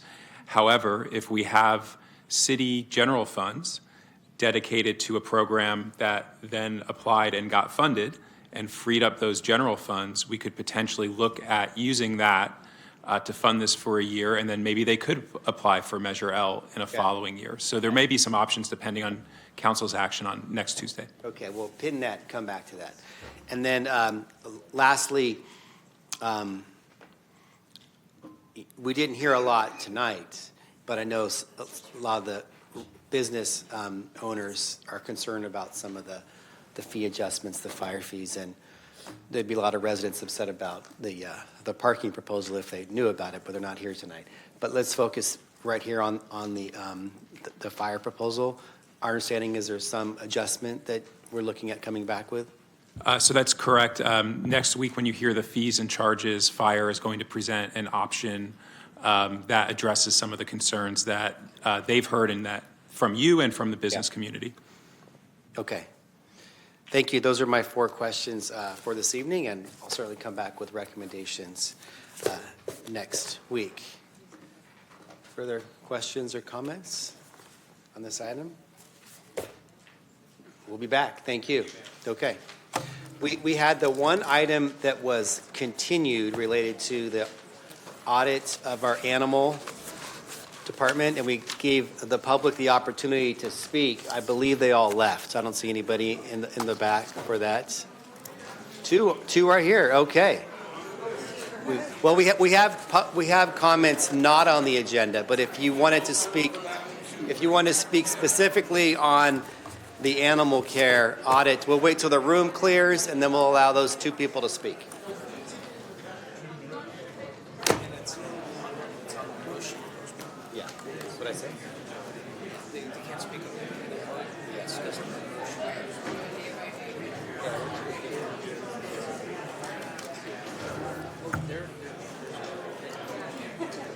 So members of the public, if you could please exit the room quietly. We still have some business to do this evening.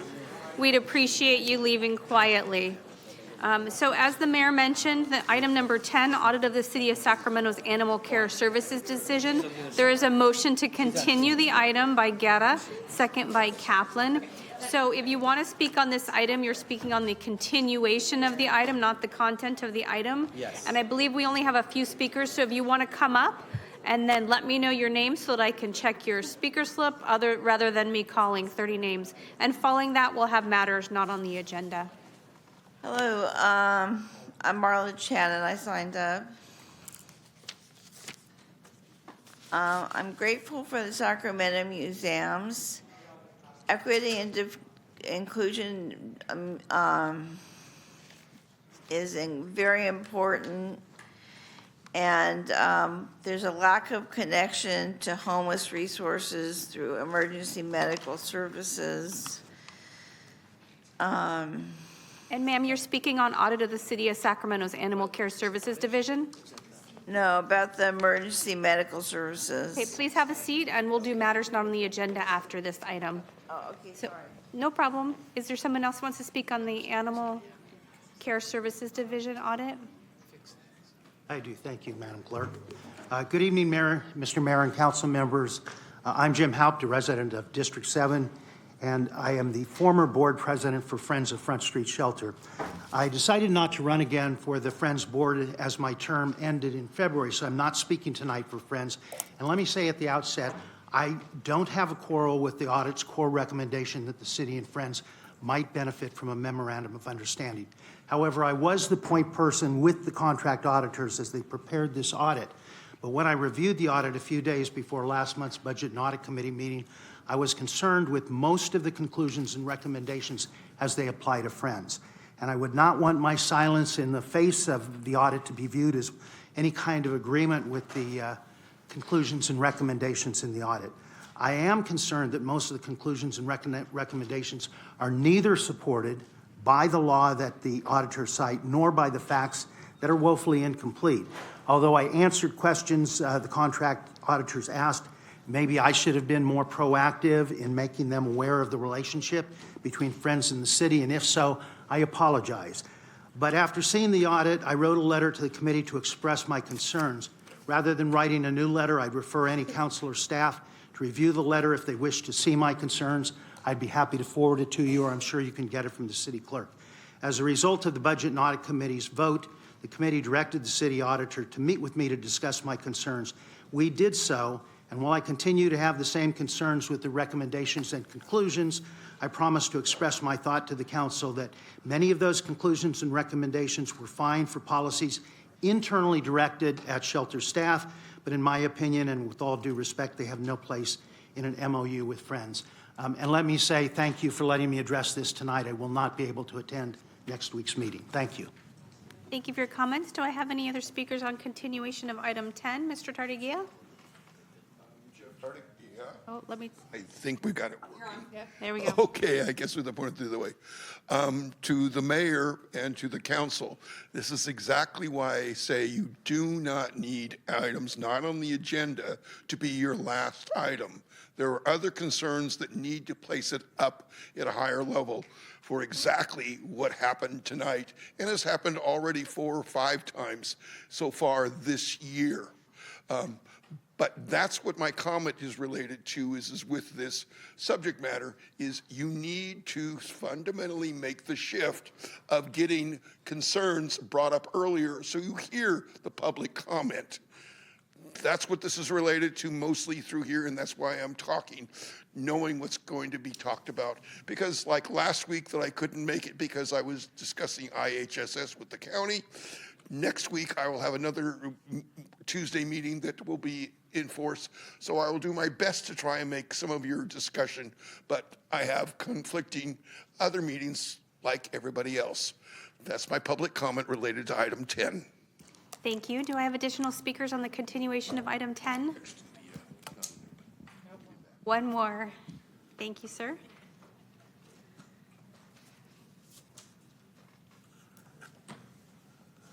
Thank you, Mayor and council members. My name is Dennis Greenbaum. I am on the board of directors of Friends of Front Street. I served with Mr. Haupt for many years. I'll be very brief. I just want to say that I agree completely with everything Jim said, and I feel very strongly about that, and I'm concerned that about the MOU when that happens, and that it is fair to Friends of Front Street and doesn't put unfair demands on us to be serving only the shelter. Okay, thank you very much. Thank you. I have no additional speakers. I have a motion by Guerra and a second by Kaplan to continue this item until after the Animal Wellbeing Commission hears the item. All those in favor? Oh, pardon me, Councilmember Guerra. Yeah, thank you very much, Madam Clerk. One, as everybody was getting ready to vote, I wanted to make sure, one, yes, I think tomorrow's hearing, I'd like to ask Madam Clerk if you can relay to the commission that if they could discuss some of the concerns that Mr. Jim Haupt had talked about the MOU, if the commission could bring back to the council at least a thought and a recommendation on his concern. And the second, I know I heard from some commissioners about a process where the commission could be involved in tracking the implementation of progress as well. So I'd like to see if you could relate to the commission to discuss at least how they would advise the council on that process. So with that, appreciate everyone here. And as a matter of history, I do want to thank a former Hornet who reached out to me who asked that I and members of the audit committee put this audit request in. And I know it's taken a while, but I'm glad it's getting done. But I want to make sure that it gets done the right way so that our commission gets a chance at the bite of the apple before it comes to the council. And with that, I respectfully ask the council's vote to postpone this so that the commission can respond. Thank you. Yes. We just did that. But did we take the vote? We did not. We did not take the vote, though. Yeah, we have a motion and a second. All those in favor, please say aye. Aye. Yep. Any opposed or oppositions? Hearing none. 8-0. Lucky Bomb's absent. Okay. Thank you, Mayor. Yes. We now move on to council comments, ideas, questions, and AB 123 reports. I see Councilmember Vang. Thank you. Just a few announcements. I just want to give a shout out to the Medivie Farmers Market. They did really great for their opening the beginning of this month, and just wanted to remind folks that our farmers market is open every Sunday from 9 in the morning till 1 at the Mediview Light Rail Station. So please come join us and support local entrepreneurs and local urban farmers. And yeah. The season ends October 26th, so you have all year to join. And then just a few announcements from my office and directly. Every year since I've been elected in 2020, I've been doing our annual Heart and Hustle Scholarship, and these are funds that I raise to provide a scholarship to graduating high school seniors in District 8 who's pursuing educational or vocational training.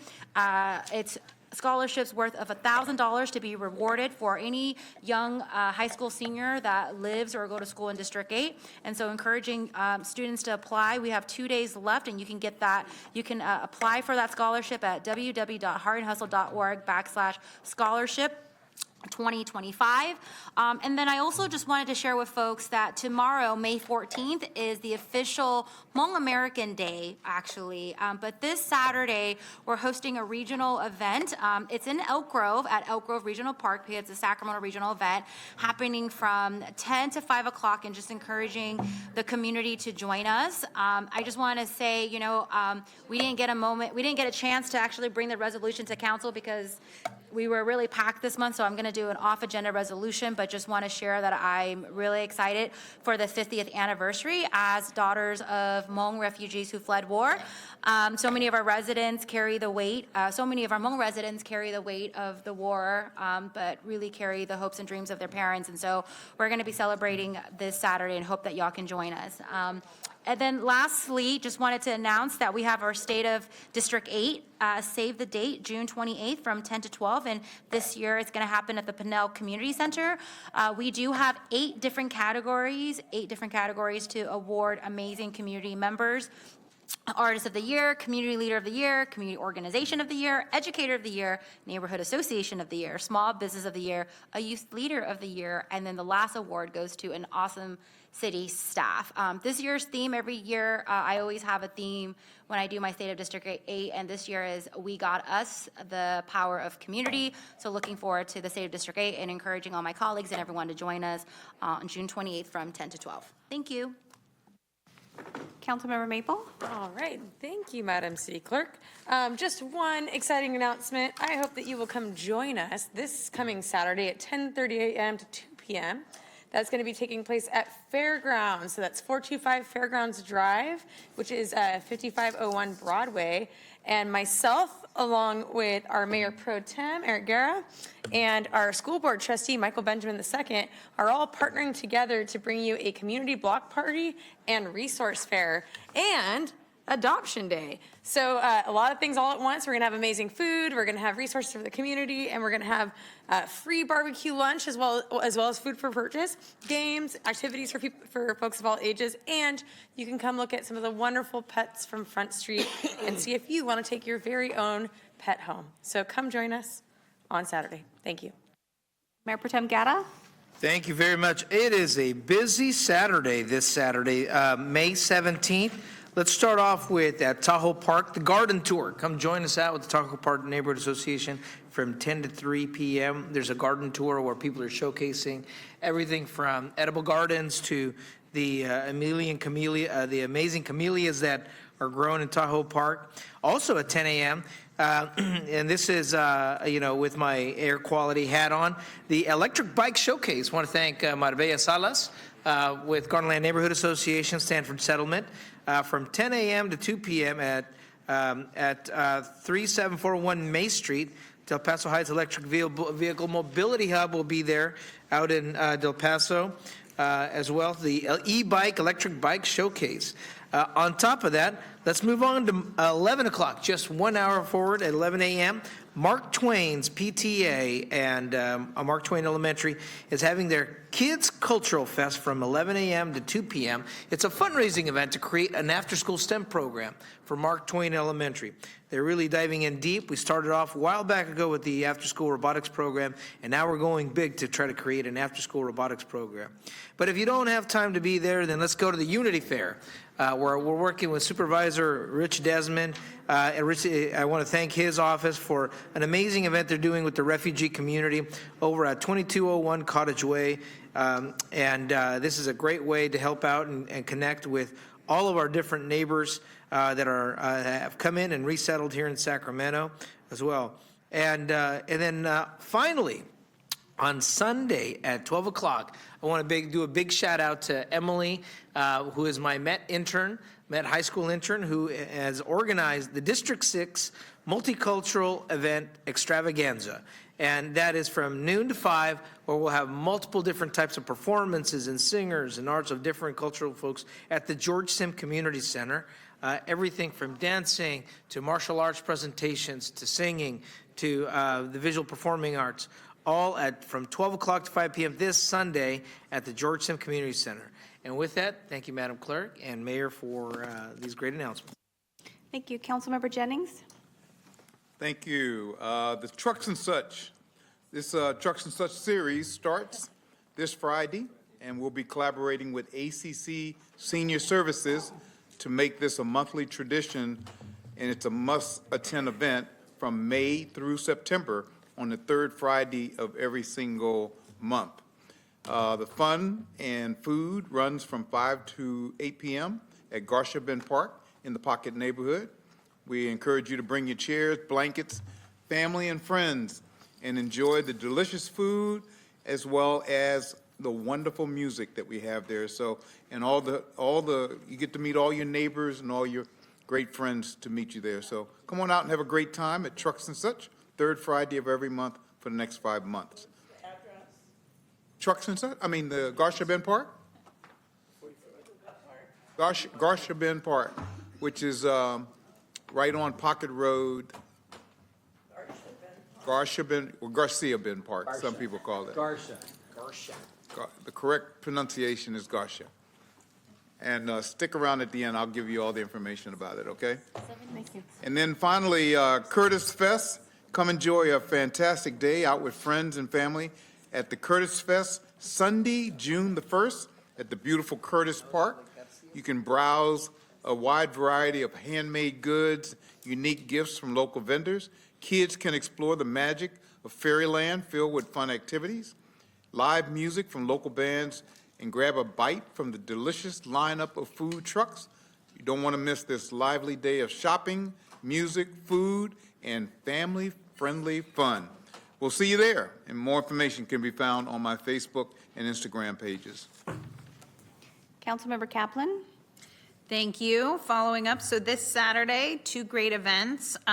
You can get your yoga, exercise, coffee, and community engagement all in one from 9 to 10 at the North Natomas Regional Park. Come join me. I'll be doing yoga. It's a free class by Agape Yoga. I'll be providing coffee, and you can ask me any question you have after you get your exercise in, or I guess show up at 10 o'clock after I'm done, and you can catch me. Get your coffee.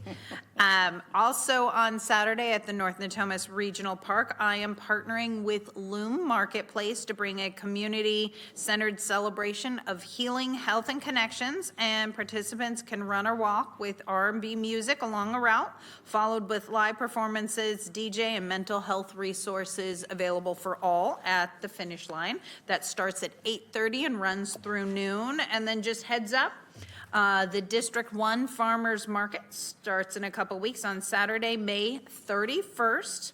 Every week, starting from May through the end of September, we will have free yoga from 9 to 10 a.m. And we are starting our season with 9 local farmers and 28 vendors. We are also partnering with Alchemist. So if you're an EBT user, you can double up your money to get $30. So come on out and you can shop fresh food as well as support our vendors. And on opening day activities, we have free seedlings, a photo booth, karate demo by Karate Dojo, live music, and other performances. So come out and join us. Thank you. Councilmember Dickinson? Well, thank you. Well, all these are great events. But for those of you who are looking for a bargain, it's time on Saturday for the annual Wood Lake Yard Sale, the entire neighborhood. Yeah, see? There, we got a bargain. We got a bargain shopper out there. So this is I know Councilman Guerra needs a new box bed springs and a mattress. So anything you need, it's going to be right there available. So get there early. I recommend no later than 8 for the best selection, and it's the whole neighborhood virtually participates. So come out and enjoy it. People will be out there until they've sold everything, I'm sure. And then speaking of Councilman Guerra, he stole my EV event, my EV bike event. So that's Saturday morning, Saturday 10 to 2, at the Mobility Hub in Del Paso Heights. Green Tech. 3741 May Street. You stole my announcement. Thank you. Mayor Pro Tem Guerra?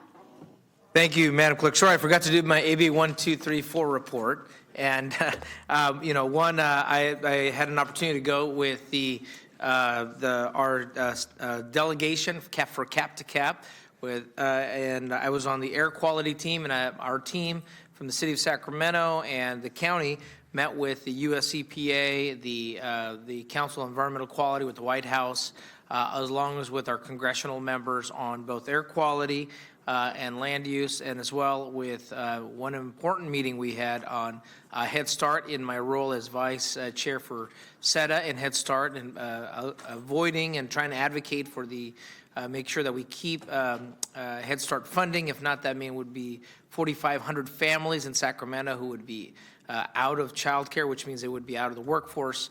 and unemployment. So, and then finally, we had a great meeting with the Mexican Embassy on California and Sacramento U.S. relations, and how much our trade partners here in California and Sacramento impact with that time frame. So appreciated the time there advocating on behalf of Sacramento and fighting for resources to our city. Thank you, Mr. Mayor. Mayor McCarty? Thank you, Councilmember. Good reminder. I too had the chance to attend my first cap-to-cap trip in 15 years. 15 years. Great to get back there with 100+ local leaders, including 4 council members, and talking to our congressional delegation, met with our U.S. senators, talking about all things nationwide, but focusing on the Golden State. So certainly had a great opportunity to advocate for Sacramento and want to report out on that. Thank you. Councilmember Jennings?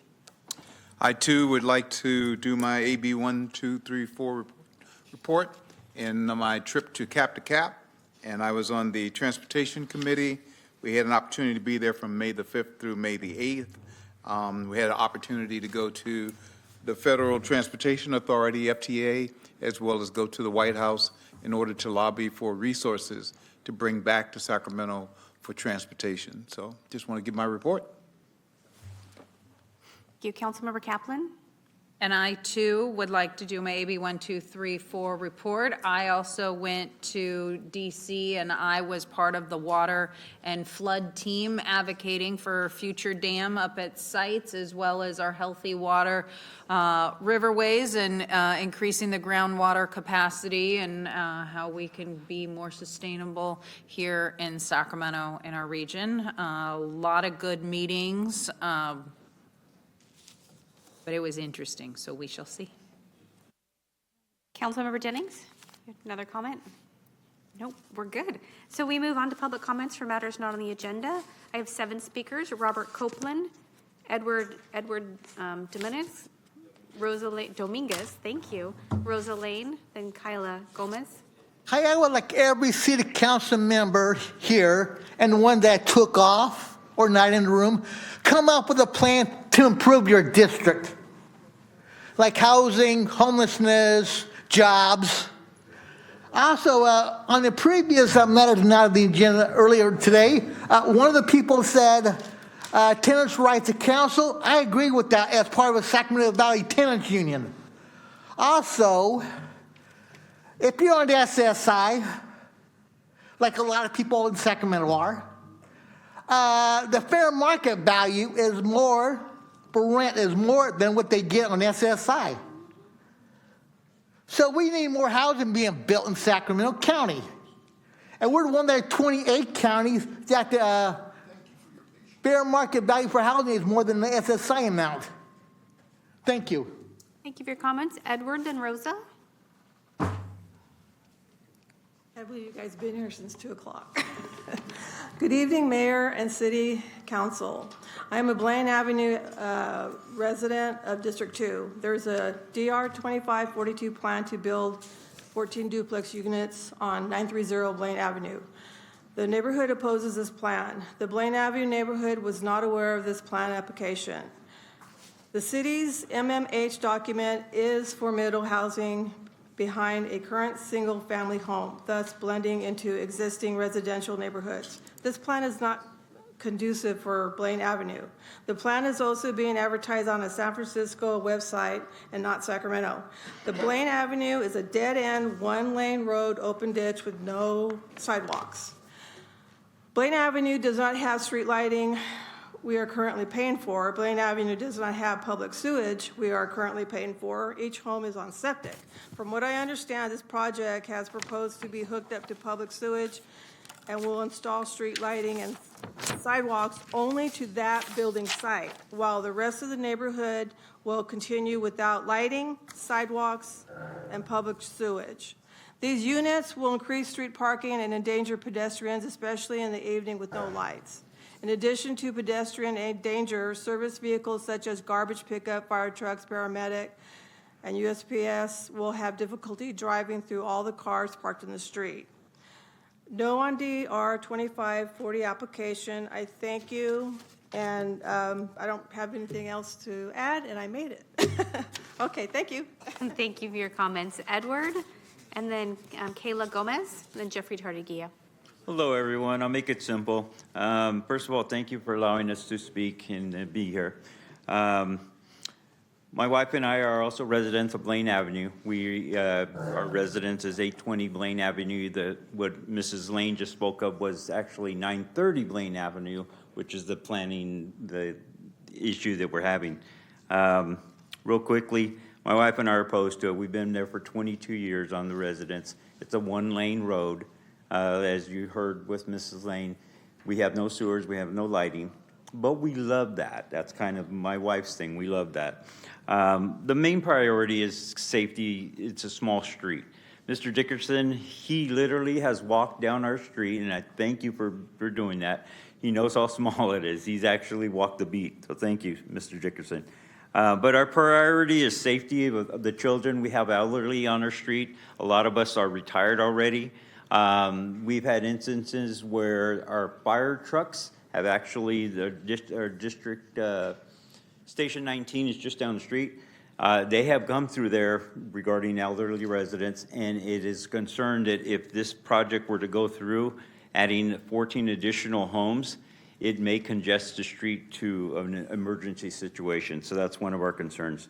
But it's just one of those things. Thank you, Mr. Dickerson, again, for attending on a Saturday. You were there a few weeks ago with the El Paso Heights Community Association. He heard our concerns, and that's what we're here for. We just want to make sure that we're not left out. We're the last little street around. I would love to, if you have time, go to Blaine Avenue. It's basically Rio Linda Boulevard and Bell Avenue to give you a close proximity. But thank you again for hearing us, and hopefully this will be downsized. And Roger, we'd love to hear from any updates. Thank you, sir. Thank you all. Thank you. Thank you for your comments. Kayla Gomez. I don't see Kayla. Jeffrey Tardigia, and do you need the microphone? We'll try it from here. Okay, the lower ones are maybe better?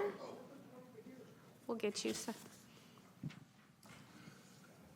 Well, I'll start off with, since the mayor's not here, I'm going to direct this to the interim city manager. And that is, at least move comments not on the agenda one forward. Because if you'd put it before you all had your speaking about what you were involved with and everything else, it might have had a different impact when I discussed about cap to cap, of hearing what the report was about. Also dealing with is tomorrow the COC board, and me talking to about Roger Dickinson of the 55, should we say, individuals that at the I-80 encampment, that only 5 apparently took up your offer of vouchers. To Phil, I get to say I need to have a conversation with you about dealing with 11th Street, that because the parking situation needs to have a disability there, either in front of the city of Secretary of State and for the location that is the annex. There is no disability parking around there.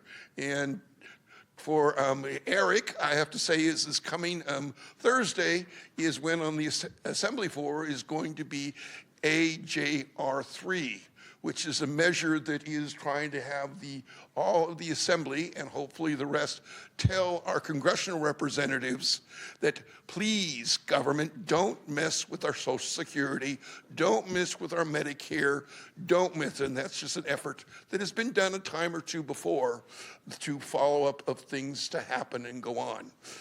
Now, the other thing is, because with Caltrans, I hope they gave you more than 4 days' notice about the effort that they were going to remove the encampment, because next January, I really want you to go for the COC board telling what is happening for Caltrans and the city police department. Thank you for your comments. Thank you for your comments. Your time is complete. I have 2 more speakers, Susan Alcop and then Marla Shannon. Good evening, Council. My name is Susan Alhak. I'm here. I wasn't here when my school, Highlands Community Charter School, came out. I'm pretty sure you guys already know that they're trying to close so many of our sites out. I was just told that I'm not graduating in June. I'm subject to graduate next month. Because of my peers, my staff, my teachers, we're not going to be able to graduate. Why? Because they're not able, there's nobody there to help teach us what we need to be taught. Okay? I have a 16-year-old grandson. I'm 53 years old. When he gets to my age, will he be denied the same thing of his education? All I'm trying to do is make sure that at least 1,000 of us, if not more, will get our education, be able to graduate, make something of ourselves. I am unhoused. I'm one of the ones that are homeless that goes to school faithfully every day. Every day. My grade average is 2.4 when I was a failure in high school. I'm 53 now, I'm going back to get my high school diploma. I'm pushing for next month. But I'm not, I'm in January. But you guys can make the decision where the funds go for the school. Don't take our teachers. Do not take our peers. Why? Because we need them. We need them. They say they're there for a paycheck. No, they're not. They're there for us, for our education, to teach us what we need to know to get better out there in our life. For myself personally, so I can teach my grandson how to live and not to depend on nobody. Do it yourself. That's what I was always taught. But you guys can make the difference. Hear us out. You'll be hearing some more of us coming out here. Come see our school. I'm right there on Grand Avenue. We'd love to hear y'all. Love to see you guys. Come out there and support us. Make sure that they don't close our schools down. Please, make sure they don't take our education. Thank you. Thank you for your comments. Marla Shannon? And Marla's our final speaker this evening. We are on the streets, about 100 million of us in Sacramento and Sacramento County. There are children on the streets. There are seniors on the streets. There are people all in between, families on the streets, a lot of single people on the streets surviving. We have a lack of homeless resources. We don't have food or water most of the time. EBT was a pipe dream. I spent 3 hours at the benefits center. They never helped me. They helped the fat felons over me. And I have to go back, and it was torture. We, the homeless, and I myself would be grateful if you would open the Sacramento Parks bathrooms. We, the homeless, and myself would be grateful if you would provide food and ice water in the parks, the Sacramento City parks. We, the homeless, would be grateful if you would provide warming centers. It's 50 degrees, whipping up cold at night every night. I mean, sometimes 40 degrees, believe it or not. And we have nowhere to go, some of us, especially the children. There are children, many of them on the streets, who are freezing cold, get hypothermia. They have no food, no resources. Because of my winnings, I pass it along to my kids to the Children's Receiving Home. Besides that, they have nothing else. They rely day to day on fishing with, I've taught them with how to fish with dental floss. Thank you for your comments. Your time is complete. Mayor, we've concluded the business of the council this evening. You may adjourn.